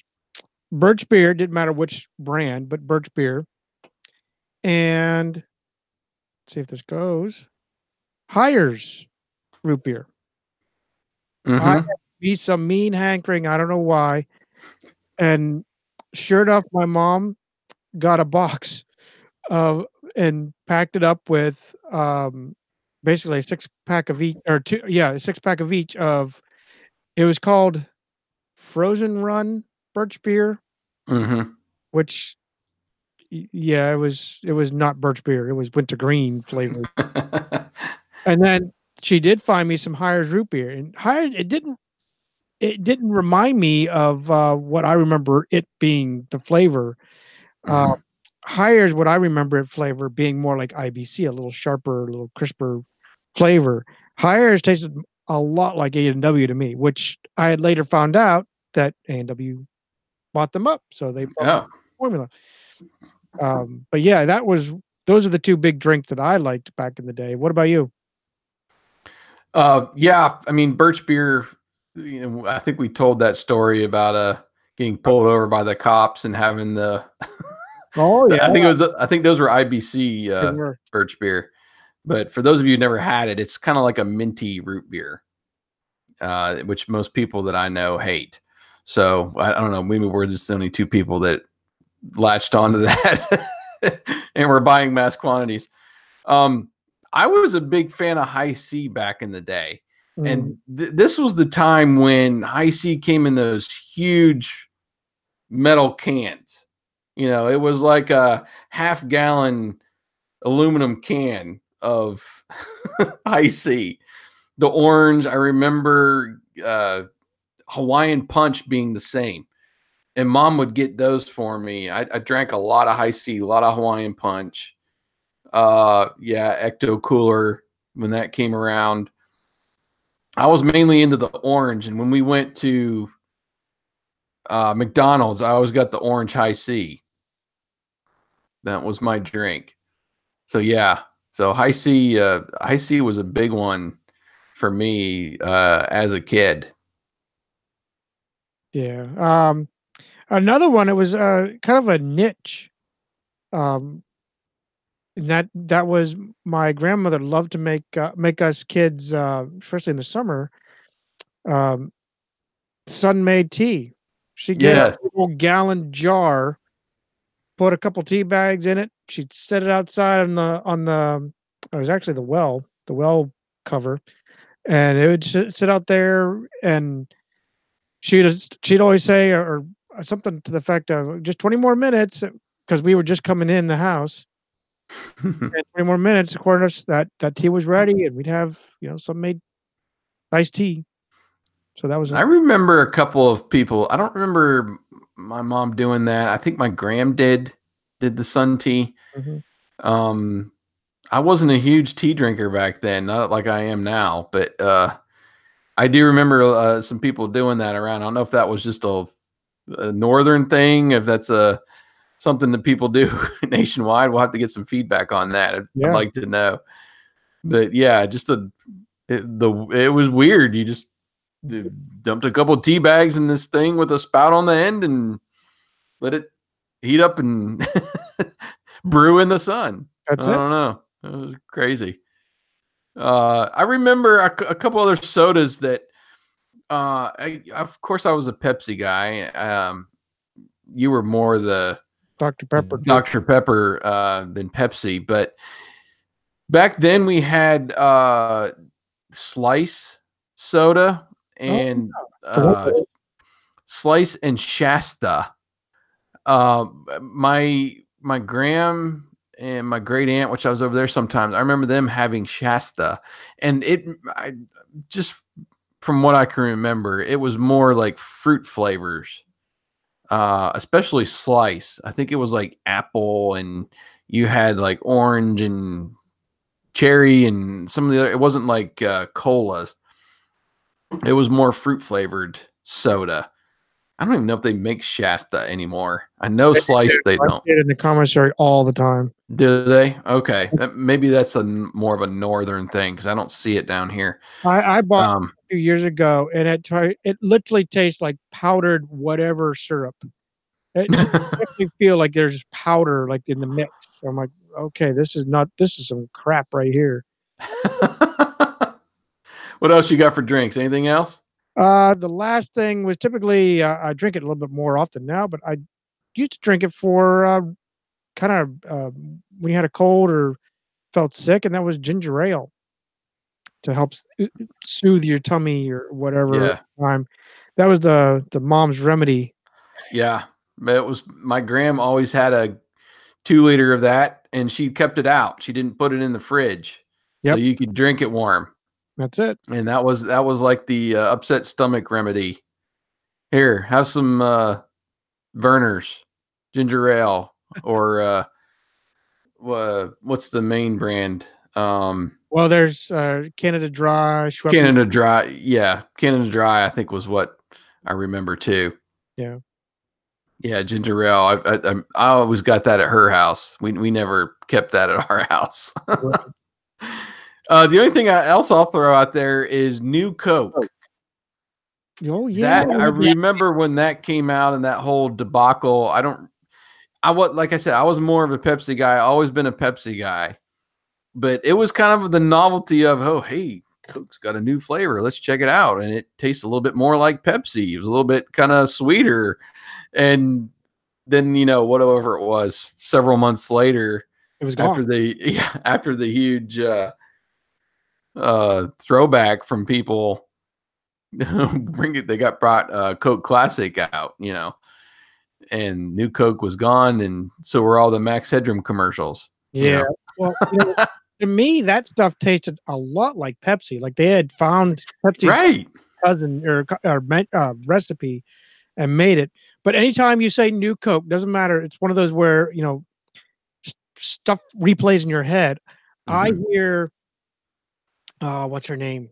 Um, uh, Her name escapes me, but I think of the scene from Flight of the Navigator when she's rattling off what kind of Oh Coke you yeah. want? New Coke, classic Coke, Diet Coke, cherry Coke. She's just rattling it off, and that's what I hear in my head every time someone says new Coke. Sarah Jessica Parker. Parker, yeah. Is the actress. But Yeah. yeah, I remember that scene. Yeah, I mean, it was just kind of like the thing. Like I don't know. I guess they were losing the cola wars, and they had to try something different to kind of mimic Pepsi more. But yeah, it was a huge mistake. Oh. All right, you want to move on to cereals? Yeah, I don't know how long you want to go with cereal because I have a laundry list because I love me some cereal. I've got 5 on here I wanted to talk about. Okay, we'll leave But that 5. what you got? I'll let you go first. Golden Grams was my top one. Man, that was the treasure trove. Oh, really? Oh, dude, give me some Golden Grams any day of the week. Now, I like Golden Grams, but it was never. I probably wouldn't have made my top 10 if I would have listed my favorite cereals from the 80s or like my childhood. I like Teddy Grahams. There's one to throw at you. You remember the little teddy bear graham crackers? Yeah. I was addicted to those. I had those in my lunch, but for a cereal, I just didn't do Golden Grams very much. Really? Okay. Yeah. Well, I mentioned Nerds, so I'll skip past Nerds. The Nintendo cereal. You remember that? I remember it. I never had it. You never had? Oh, it was kind of like Nerds. They had like the 2 separate cereals in there. It was like Super Mario on one side and Zelda on the other. If I remember right, they both kind of tasted the same. There really wasn't much difference in the flavor. It was just a matter of the shapes and the novelty of I've got Nintendo on my breakfast cereal box that I can look at while I'm eating, Oh yeah. What else you got? Well, I'm gonna kind of continue on with Golden Grams because a memory just happened. My whenever I go to visit my grandmother, she never had much cereal, or if she did, it was all plain Jane stuff. So it'd be, cornflakes or plain Rice Krispies, something like that. Well, I remember a couple times where she made me Golden Grams by taking graham crackers, smashing them up, and then adding milk to it, and that was my Golden Grams. Yikes. Well, it was good. Yeah. Very soggy. Nice try. Yeah, they get a little soggy pretty quick. My number 2 was buckwheats. Do you remember that cereal? Buckwheats. No. That does not ring a bell. No, I love me some buckwheat. They don't make it anymore. It was like a sweet flavor. What was it?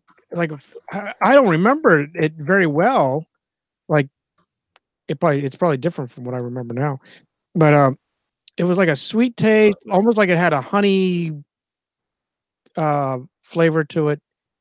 This stuff right here.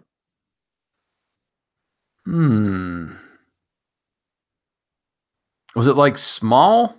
Like kind of like grape nuts? No, it was more like flakes. So it was like you're having cornflakes or whatever, but it was a buckwheat, which they make buckwheat pancakes and all that. To me, I remember it being a very sweet flavored cereal, so that's probably why I liked it. Oh, I hear it had a maple syrup glaze, so that's what I tasted. Gotcha. Good stuff. Yeah. One I remember is Rocky Road. Remember Rocky Road? I think I had it once, if I remember right. You had what? I think I had it maybe once. It was let me try to remember. Chocolate. Was it chocolate? Vanilla, and it had marshmallows in it too. Yeah. I think I had it. Now to come to think of it, that's why I had it only once. That was one I remember having as a kid and loving to death. What else? Cookie Crisp. Oh yes. And Good. the cop and the robber. Remember those commercials? Oh yeah, the cookie crook. And can't remember the cop's name. It was like maybe Cookie Cop or something. Those are some great commercials. Oh yeah. And you're basically eating chocolate chip cookies for breakfast. I mean, come on. What that's awesome stuff right there. One I did not like, I remember specifically as a kid, was ET cereal. Never had And it was the little E's and T's shaped, but it was like it couldn't decide whether it was chocolate or peanut butter. It was kind of this weird flavor in the middle between chocolate and peanut butter that did not taste good to me. I think I got it once and was like, no, thank you. Take it back. Nice. What else? Honeycombs. Those are some good addictive stuff right there. Honeycomb, I loved Honeycomb. The commercials were great. It was always seemed like they were up in some treehouse or something. Mm-hmm. And I remember one commercial with Andre the Giant with Honeycomb back in the day. Great cereal. Yeah, that was great. A big one for me was Cinnamon Toast Crunch, which obviously is still around. Oh yeah. But you remember the little bakers in those commercials? Mm-hmm. Oh my gosh, I went through mass quantities of Cinnamon Toast Crunch as a kid. I feel like the what was that skit on Saturday Night Live? The Coneheads. I must consume mass quantities. Anyway, you didn't watch this enough. Not much. The last one I have a few others for honorable mentions, but really the last 5 of mine was the Dunkin' Donuts cereal. I do remember having that, and that was some pretty good stuff. That was very good. Very good. The last one on my list is the ice cream cones. You remember that? I remember the box. I don't remember having it. Ice cream. What was the mascot? Ice Cream Jones, maybe? Those were good. Love those. They don't make those anymore. Nice. What are your honorable mentions? I remember having the Smurf Magic Berries. Yes. Smurf Berry Crunch, I think is the name of it. I remember having that. Do you have any honorable mentions? No, you go ahead. The other one I had was probably because my sister had it, but I do remember it. The strawberry shortcake cereal, and it was all of a strawberry flavor style cereal. Oh, I do have one I want to throw out there because I kept the box for years and years and years. That was Morning Funny cereal. You remember that? It was like this huge comic strip of the Family Circus. You could like open the box up. It had like an extra panel. And there was like the Wizard of Id and all these comic strips that were like in the newspaper at the time on your cereal box. I don't remember. No. I kept that box for years and years and years. I don't think I still have it, but oh my gosh, that was, you're always looking for whatever's on the box, whatever prize is inside. And maybe someday we'll get on like more just straight up cereal and prizes and all the stuff. That would be fun to do. The wacky wall walkers and all that stuff that, you just bought the cereal to get what was inside. But that was a really cool idea because I loved like the funnies in the newspaper, the comic strips, and to get that on the cereal box, I thought was really cool. There you go. Yeah, there it is. Morning Funnies cereal. Looks like it has old Dennis the Menace on this. It did. Yep. Yeah. Don't remember this. Okay. Oh yeah, I remember it. Yeah. What else you got left on your list? Kind of like the staple now when Halloween comes out, and that's the cornucopia of Yummy Mummy, Count Chocula, Boo Berry, and the other Mummy, or what's the other one? Fruity Yummy Mummy. Yeah, Fruity Yummy. And Fruit Brute. That's him, yeah. So I remember Yeah, I having think there's those 5 of them. back in the day. I don't think I've had them since, even though they've come out recently. I don't think I've had them since. They're okay. They're not the same. They're more, all the cereal is a little bit different, just texture and flavor wise. But yes, I mean those were a huge staple every year around Halloween. I had to get me a box of mainly blueberry and Frankenberry. I like the fruity flavors. I would get Count Chocula, but I like the fruity flavors better. And then every once in a while they would put out the other two, I think during the year. Not so much. It was just the main 3, the chocolate, the Count Chocula, blueberry and Frankenberry were the main 3. And then they would do Fruity Yummy Mummy and Fruit Brute every once in a while. But yeah, when those all 5 came out, like maybe 5 years ago, they brought them, all 5 of them back, and they put them in the classic boxes. I had to get one of each one, and I still have those cereal boxes. Nice. I don't know. I was gonna like frame them or do something with them. I never have, but I still have those saved. Nice. Those are great. All right, let's finish up. We're almost in the finishing up here, but we got to get into some weird stuff we remember eating. What do you remember? Well, I don't know if it's technically weird, but I put it in there anyway. And that is back in the day, my dad would have a group of us, the neighbors, around, and we'd have a little cookout. And it ended up being what we called mountain pies.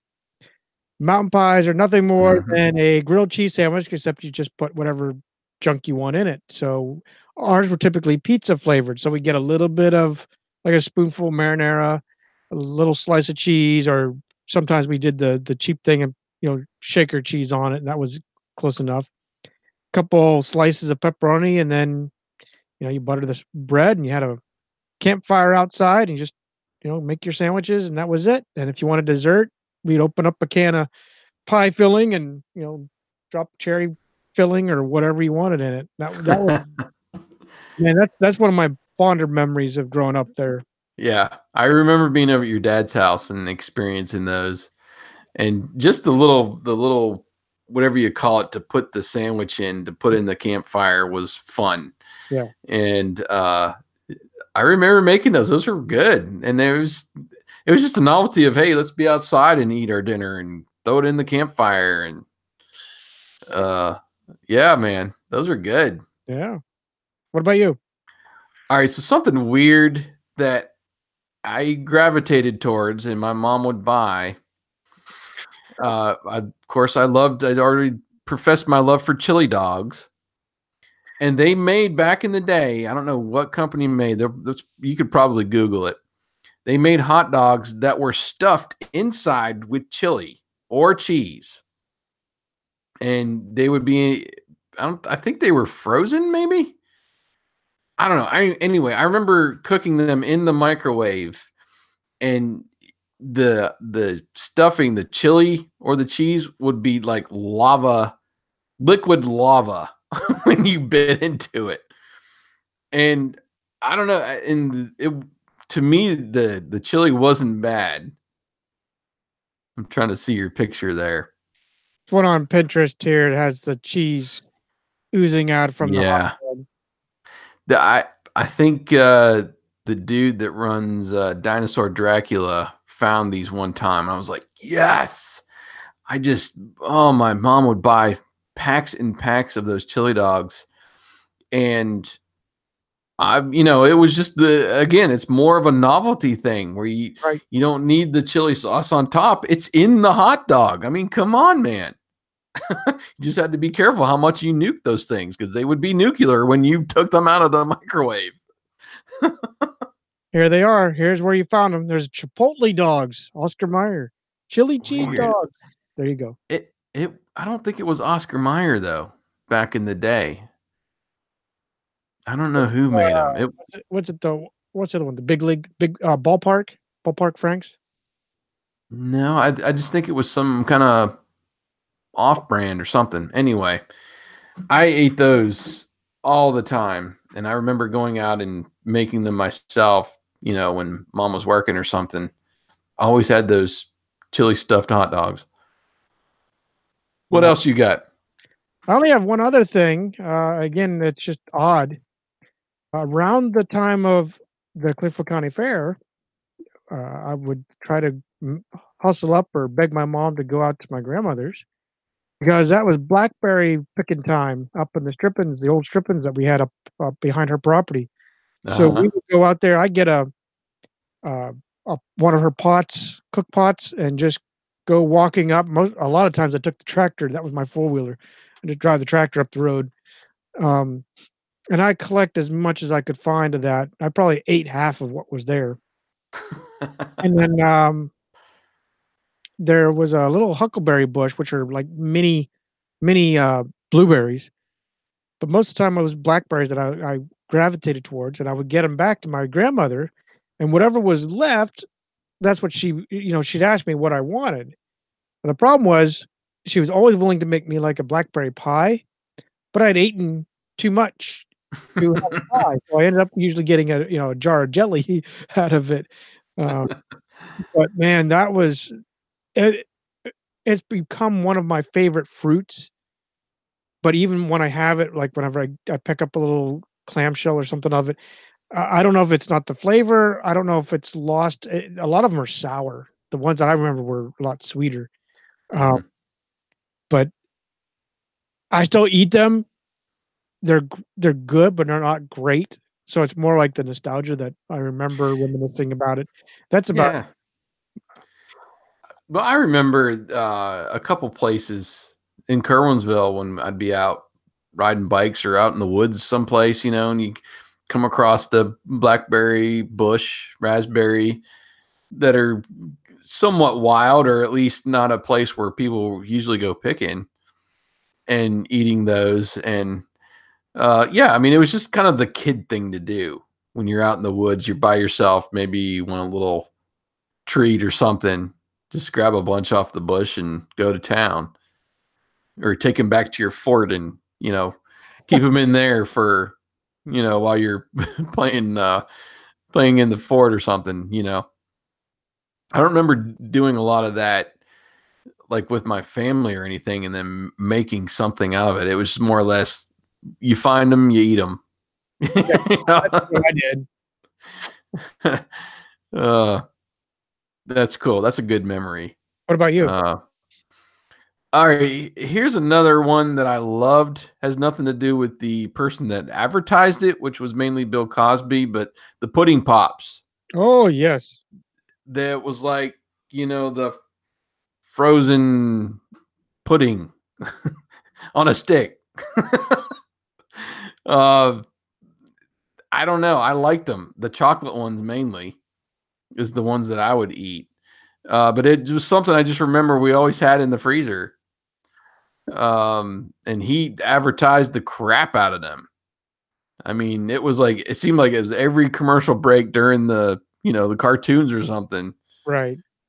Uh, those freaking pudding pops. Do you remember eating those? I'm sure I had a few back in the day. I remember more of the commercials than I do anything else. Yeah. I don't know. It just seemed like I remember kind of the texture too, because it had like this layer of almost like ice Yeah, on them. yeah, And you would kind of let that melt, and then everything else was just kind of like pudding texture, But it had that kind of ice shell on the things. I don't know. yeah. Anything else you want to throw out? Yeah, one last one, and it just hit me. When I lived there in Dory Street in Clearfield, I used to have one little bush of gooseberries. Um, Oh, weird. and they were, if I remember, it's been so many years, I don't remember 100%, but I think they were like a little bit of a sour flavor. Didn't taste anything like a grape or anything like that. They were just a unique berry on their own. And the little plant that did grow it might get a dozen of these, and that was all we could eat out of them. Hmm. Um, but I remember these things being like It was just an oddball. We had a row of trees in the backyard. I don't know what types they were. I don't know if they were maple or whatever. But this one little bush would pop up every year, uh, right at the base of one of those trees. Um, Mm-hmm. but that's really the last of the oddball, um, or weird trees Okay. I had. I'll throw one last one out there, and then we'll wrap this thing up. That's Cheese Whiz.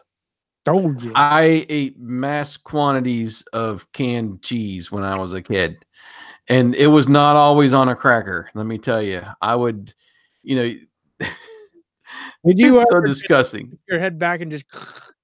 I would, and of course, I would never just do it direct, because remember, there'd always be a little bit kind of left behind that was like hard. Yeah. And so you just kind of take that hardened cheese cap off the top, and then but my mom would get me like Ritz crackers or something to, kind of pour that on.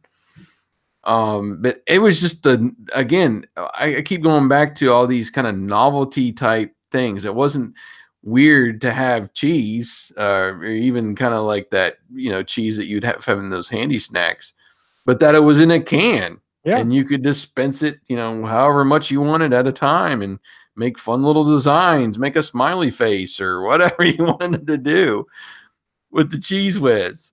And nowadays, I'm certain cheeses will just like swell up my throat and I would probably die. And Velveeta and Cheese Whiz are like the worst, like those, ultra preservative type cheeses, Yeah.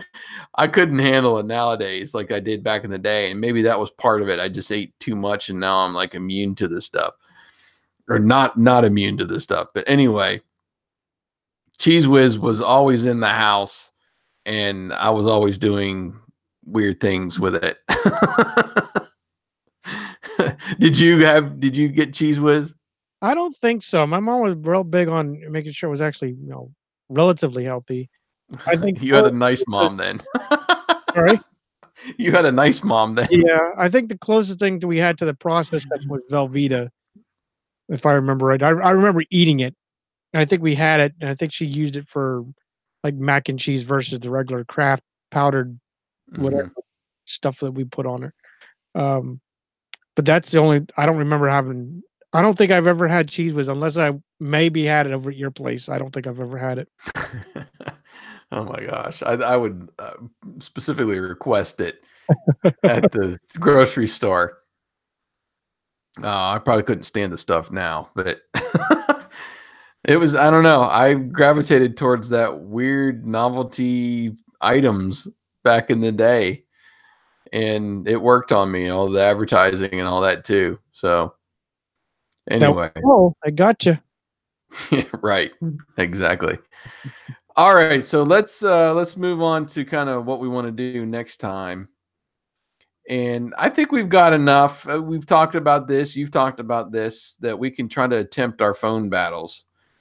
And we can kind of splice off a little bit from the phone battles to maybe some of the types of phones that we had. If we had like the novelty type phones, we could go into like the old like 1-900 days, when you would call those numbers, or those pretty much everything had a hotline. Oh yeah. We could get into that a little bit. So I think we got enough for a show that and I've got some specific memories about that as well. I got in big trouble for those 900 numbers. Yeah, you can let that out of the bag the last episode, I think. Yeah. Anyway, let's go ahead and try that the next time. Sounds great. Cool. All right. Well, thank you, everyone. This has been a little bit longer episode, I know, but hopefully we jog some of your memories. Hopefully some of those little restaurants and local eateries and stuff spark something that maybe you had in your hometown. And I know a lot of you will connect with some of those cereals and candies and everything that weird foods that we had back in the day. Would love to get your comments on those. You can comment on YouTube. Go over to rediscoverthe80s.com when we post the show notes, or you can just tweet us at RD80s, at InfamousWB. Would love to hear your comments on what you remember back in the day. Right. And thank you once again for joining us on Memory Jogger. We have a great time doing this. Again, find us on all our social media outlets. Specifically, find us on rediscoverthe80s.com. And we'll catch you later. Thank you so much for watching and listening. And thank you, YouTubers, for sticking around.